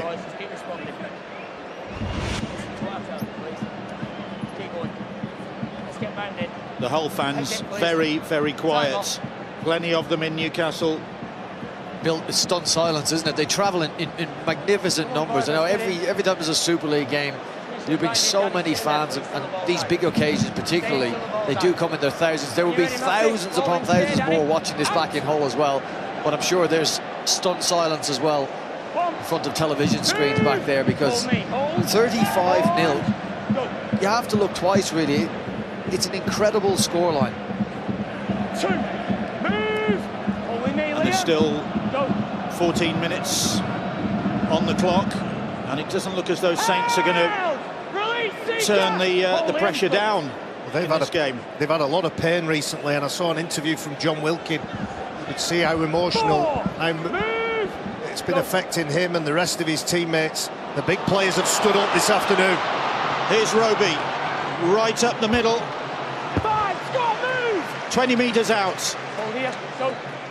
On the last, Smith, little grubber kick in. Louis McCarthy-Scarsbrook's chasing it, and it's batted over the dead ball line.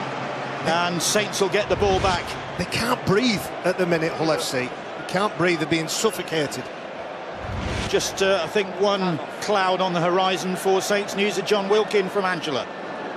Well, he's got some ice strapped to his right hamstring there, but I asked Jamal Alizi, is he going to go back on? Is he fit? And he said, yeah, he's fit, but he might not need him at the moment. They don't need him. And I have to tell you, down on this bench, there was a bigger cheer for that saved try in the corner over there than was for anything else, any of the other tries that Saints have scored. It's defence they want now, and a big fat 0 next to Hull.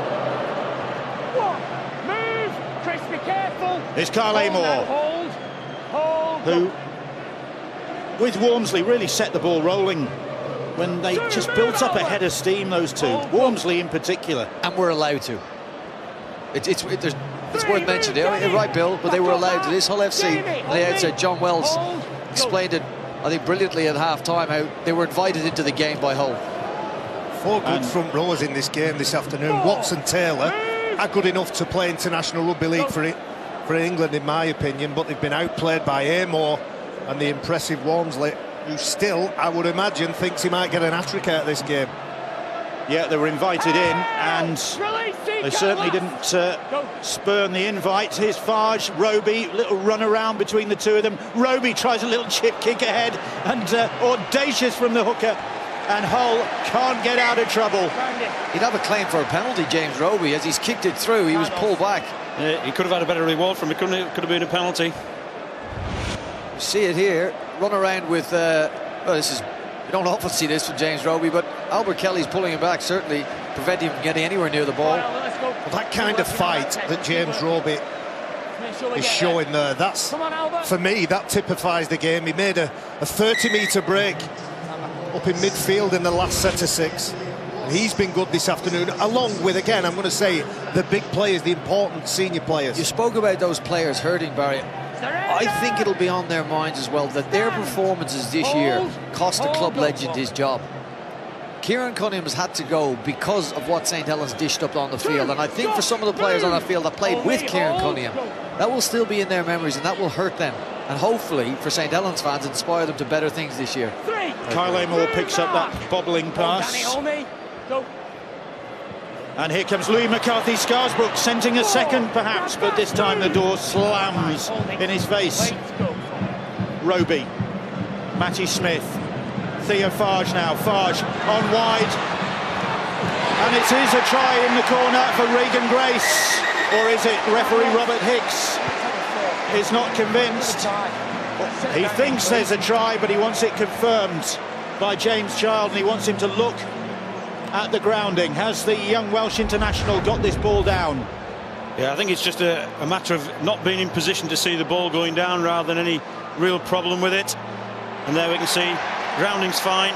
This will be confirmed pretty quickly, I would imagine.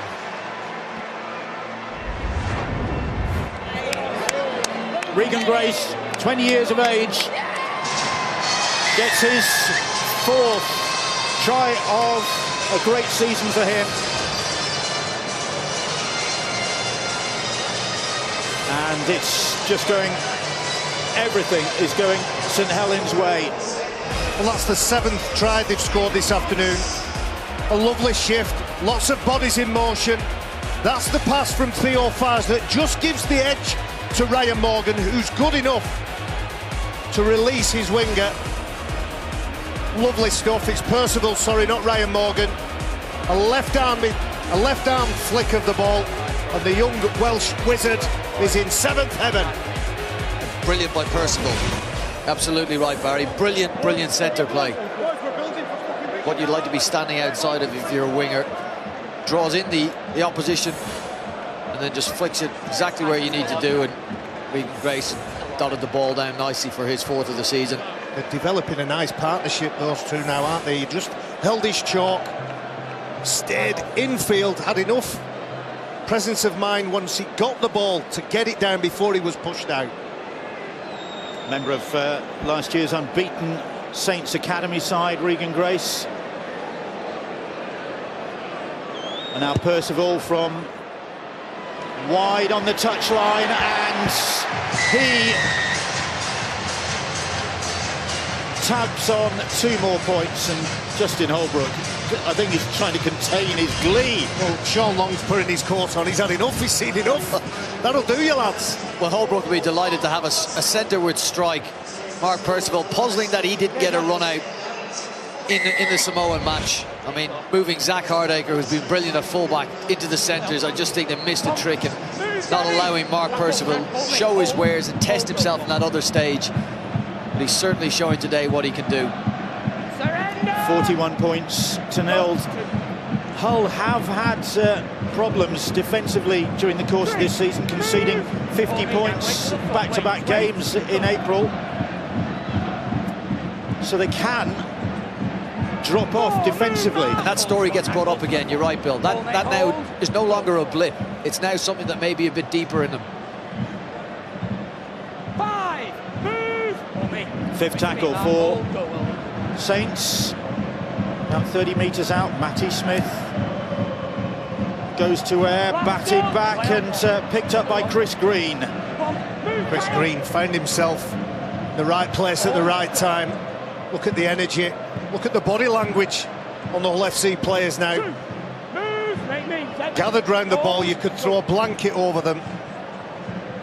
Contrasted with a St Helens side that you would think are defending a 1-point lead. Hull keeping it alive. Taylor onto Brad Fash and then out wide to Carlos Tuimavave, but again, really enthusiastic defence from Saints there to stop the centre. Albert Kelly is Scott Taylor now. Taylor carrying a few Saints players with him. That's the 5th tackle. Kelly, big high kick. Makinson underneath it, claims it. Very composed catch. You look at the Saints players now, they're all back behind the ball on 2nd tackle. They've completed high with an Australian coach. Australian coaches place completions really high. Saints, when they've had the ball, they haven't just played one-man rugby league. They've asked questions, they've offloaded the ball, and they've been good. 4 tackles gone. And here is Kyle Amor, the big bearded Cumbrian prop. Matty Smith drills a kick downfield, but he had so much time. Matty Smith, former Everton schoolboy footballer, maybe once upon a time he dreamed of playing for the Toffees on this St James's Park pitch. And now he's the man who's the midfield dynamo, if you like, of this St Helens side. Look at them in defence as well. Tenacious while they're defending Saints. 2 and 3. Good technique, good effort. Did they put him down on the floor? No. Referee calls held. Danny Houghton, Albert Kelly, and Kelly. He's obviously struggling as he gets to his feet very gingerly there. That left knee carrying a bit of strapping, whether that's the problem. Is Minicello, bounces off 1 or 2 defenders. Now then, can Hull do something in the closing few minutes of this game to at least remove that big 0 against their name? Shaw, leisurely kick, lofted high and claimed Seriously? once again by Makinson. Makinson's got a knock there, or cramp. Cramp it is. Talk us through the end of that set from Hull FC. Jamie Shaw, without almost no intent, lobs the ball up into the air and hopes for the very best. There's no challenge. This is really, really poor from Hull FC. Makinson does his job well. Tuimavave Coming into contact with the play in the air, makes it down now, getting a little bit of work on. It's worth pointing out that there's tired bodies out there for St Helens. Not just Hull, but St Helens are tired. But the big guys in the middle, Barry, under fatigue, are still moving in defence. When the ball goes away from them, they're still moving, and they're filling potential holes and gaps in that defensive line. A hard thing to do. It is, and it's very hard to put a word or a phrase, but they're just keen. They're keen, they want to get back, they want to carry the ball forward. They want to be involved, because it's a great feeling when you're involved in a game. And I know the scoreline at the minute is 41 points to 0, but they were keen from minute one, and that's where the game and the momentum of the game began to flow in favour of Saints. 2014 was the last time Hull were nilled. 7-0 it was at home to Widnes. And there's not really any sign of them doing anything about this particular nil. There's the hex gone on them. Another set now for them. And it's 2014 since Saints last nilled an opposition side. That was, funnily enough, 41-0 against the Castleford Tigers in the 2014 playoffs. But Hull came into this game with a really good away record. 5 wins and a draw away from the KCOM Stadium this season. But this has not been a happy journey for them up the A1.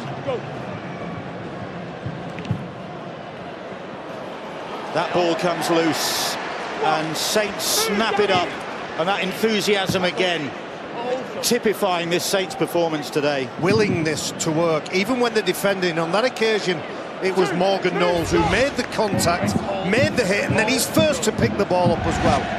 Danny Washburn was screaming at players to get into position. I thought at one minute he was going to be overruled, and he seemed to adjust his catching position. Then when he eventually got the ball, he wasn't able to find the pass that he had been planning. Disjointed attack again. Oh, Regan Grace is in for a second! And he's in the corner. And Regan Grace,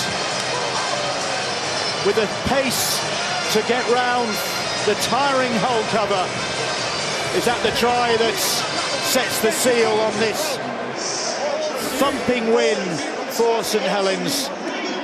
45 points to 0, 2 tries for the young Welshman.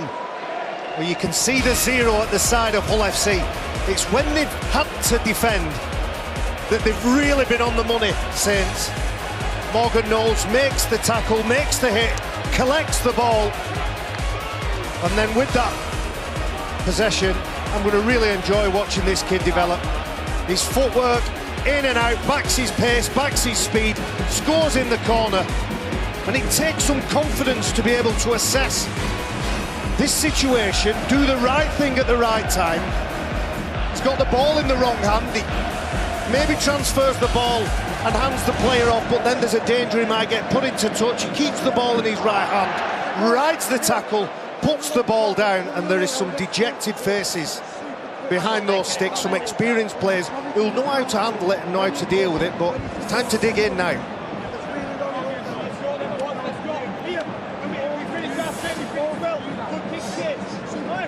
Percival, he landed the last one from way out wide.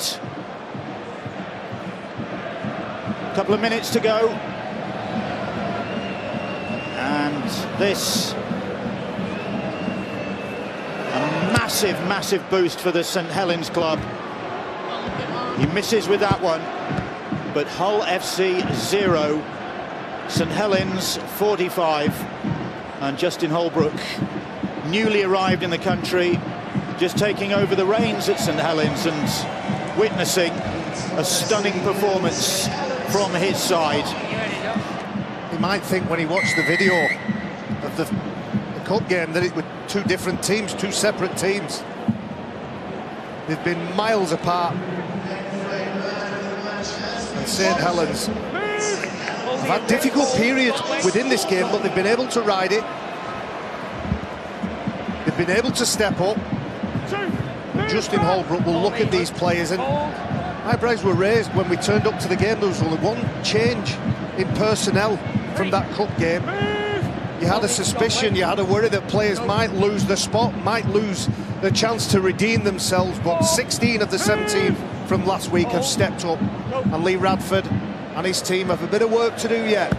that ball's been spilled, but Hull FC beating Catalan 62-0 last week, and here they are getting battered 45-0. But funnily enough, I was talking to a Hull supporter before the game who said that 62-0 was the least impressive 62-0 win he had ever seen.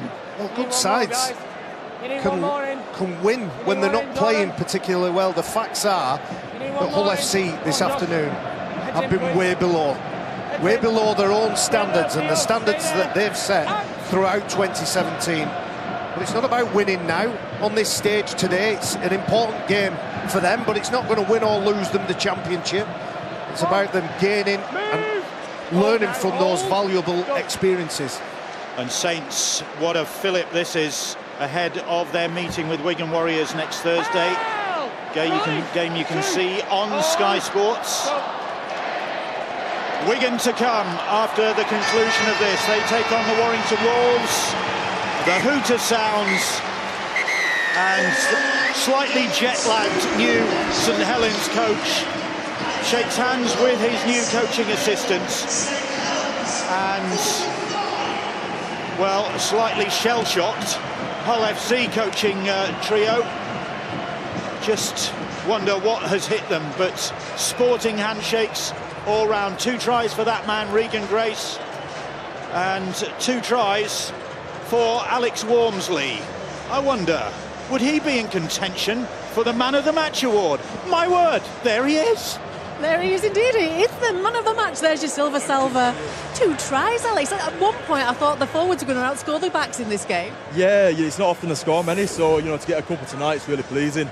But I think it's the credit goes to the boys. Outstanding team performance. I think to come off the result last week and the week before against Warrington, we had a big task on his hand, and Justin's come in and he sort of just give us a lot of confidence as a group. Got us excited about playing rugby again, and I think we lost that a little bit in the last few weeks. So to beat Hull by 45 points is a massive achievement, but it's important we don't get carried away. We've got to take this on now. That first try, you got the whole ball rolling, but you've scored tries before in games and lost it in the end, but you've managed to hold on to it. How good did it feel to be part of that and to score the tries? Yeah. I mean, the keys are 2 points, and like you said, a couple of times, especially against Warrington, was 40-0 up, and we've let the lead slide. So, I think when we went to the sheds at 19 points to 0, it was important we started in the second half really good. And we did that, we completed the sets, we got a penalty, we got a nice early try, and I think that really kicked us on for the second half. Well, I do have a check for £250 to the charity of your choice, sorry. I was trying to get the check and get the microphone in as well at the same time. Who's it going to go to? It's going to go to the Dave Making fundraising page for TRPS. Congratulations, Alex. I think we have the new coach here now, Justin Holbrook. Justin, what did you think of that then, first game? Yeah, obviously fantastic. The boys played really well today, and obviously I'm very happy. That big fat 0, that's probably makes him just as happy as 45 points scored. Oh, absolutely. We had to defend our line a lot there before half-time, and the boys just kept turning up for each other, so very pleasing.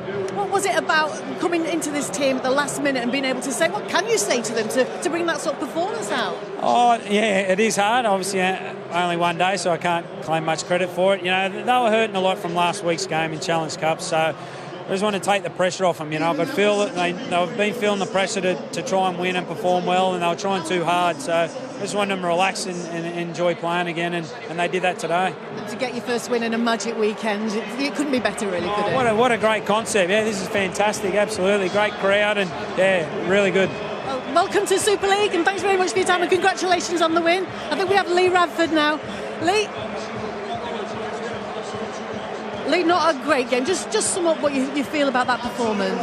Deserved, obviously, result. We had an opportunity to go top of the table today, and that was a reason enough for playing. They had a new coach and got it handed to them, got tore a new one last week, so that was their reason for playing, and their reason for playing today was more than ours. And you could see that in the intent, early on, and I think our middle against their middle, it was men against boys, and hopefully we'll see a response from that, but no issues with the result.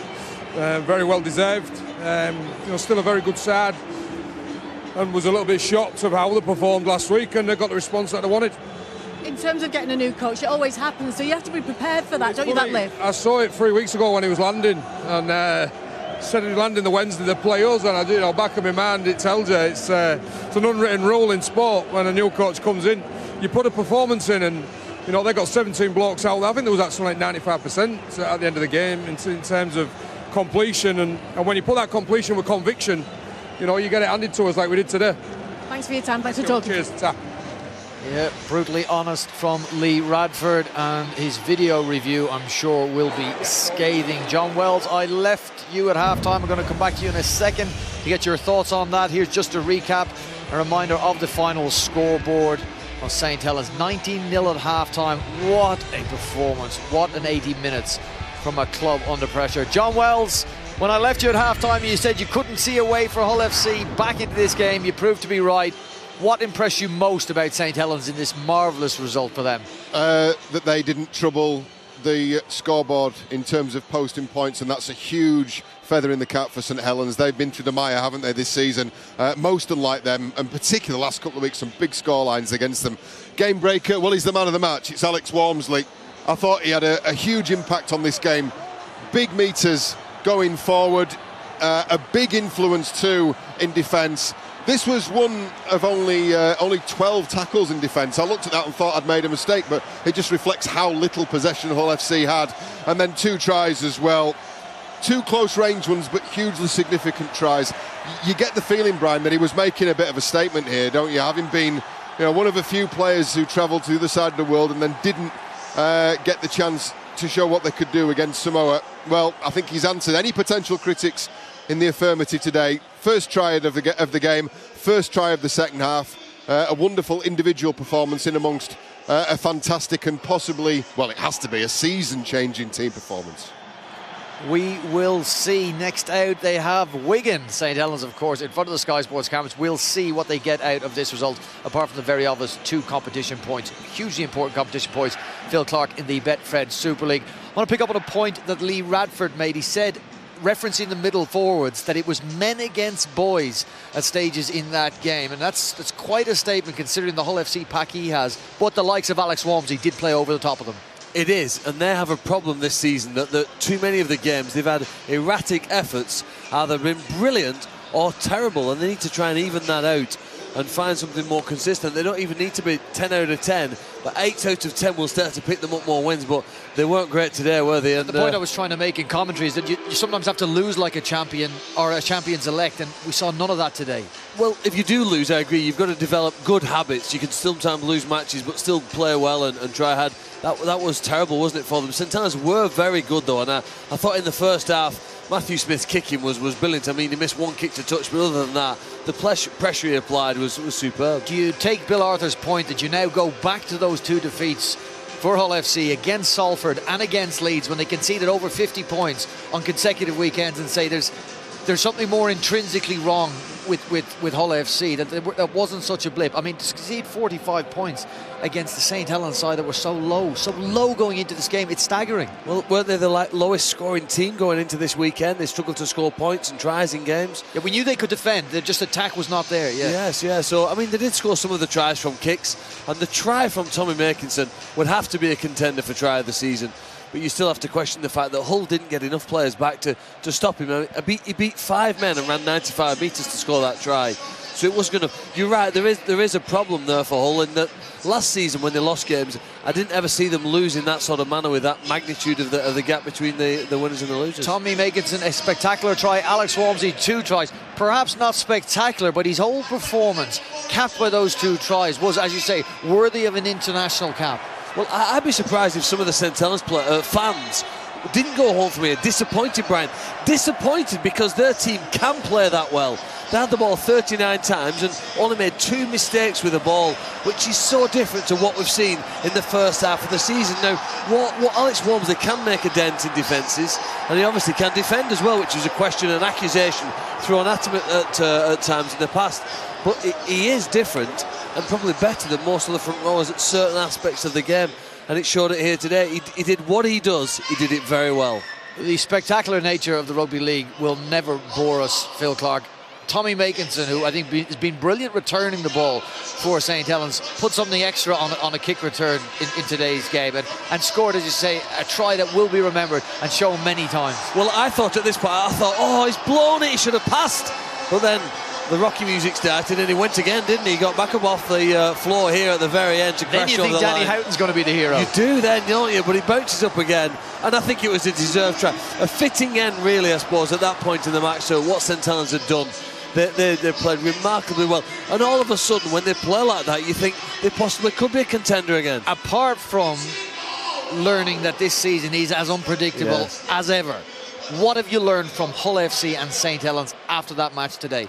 Well, my mind goes back 12 months to remember that St. Helens came here and were awful, Brian. They lost, as I said before, to Huddersfield. They got 48 points.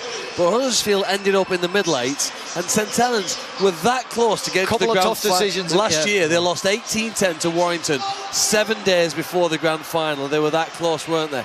So you can't sometimes read too much into what goes on here, but I think for St. Helens, the fact that they've broken the habit of losing in what we call big games, Challenge Cups, playoff games, and the Magic, for too many years now they've been losing on the bigger stages. I know there's only 2 points at stage, but they've managed to put in a performance, one which might just shock a few of the competitors in this competition. Well, time will tell if St. Helens are back. As Phil said, they narrowly missed out on missing last year's grand final, a game contested by our next two opponents. We have Wigan and Warrington in a repeat of the 2016 decider coming up for you as day one of the Magic Weekend will come to a close with a blockbuster Wigan Warrington preview.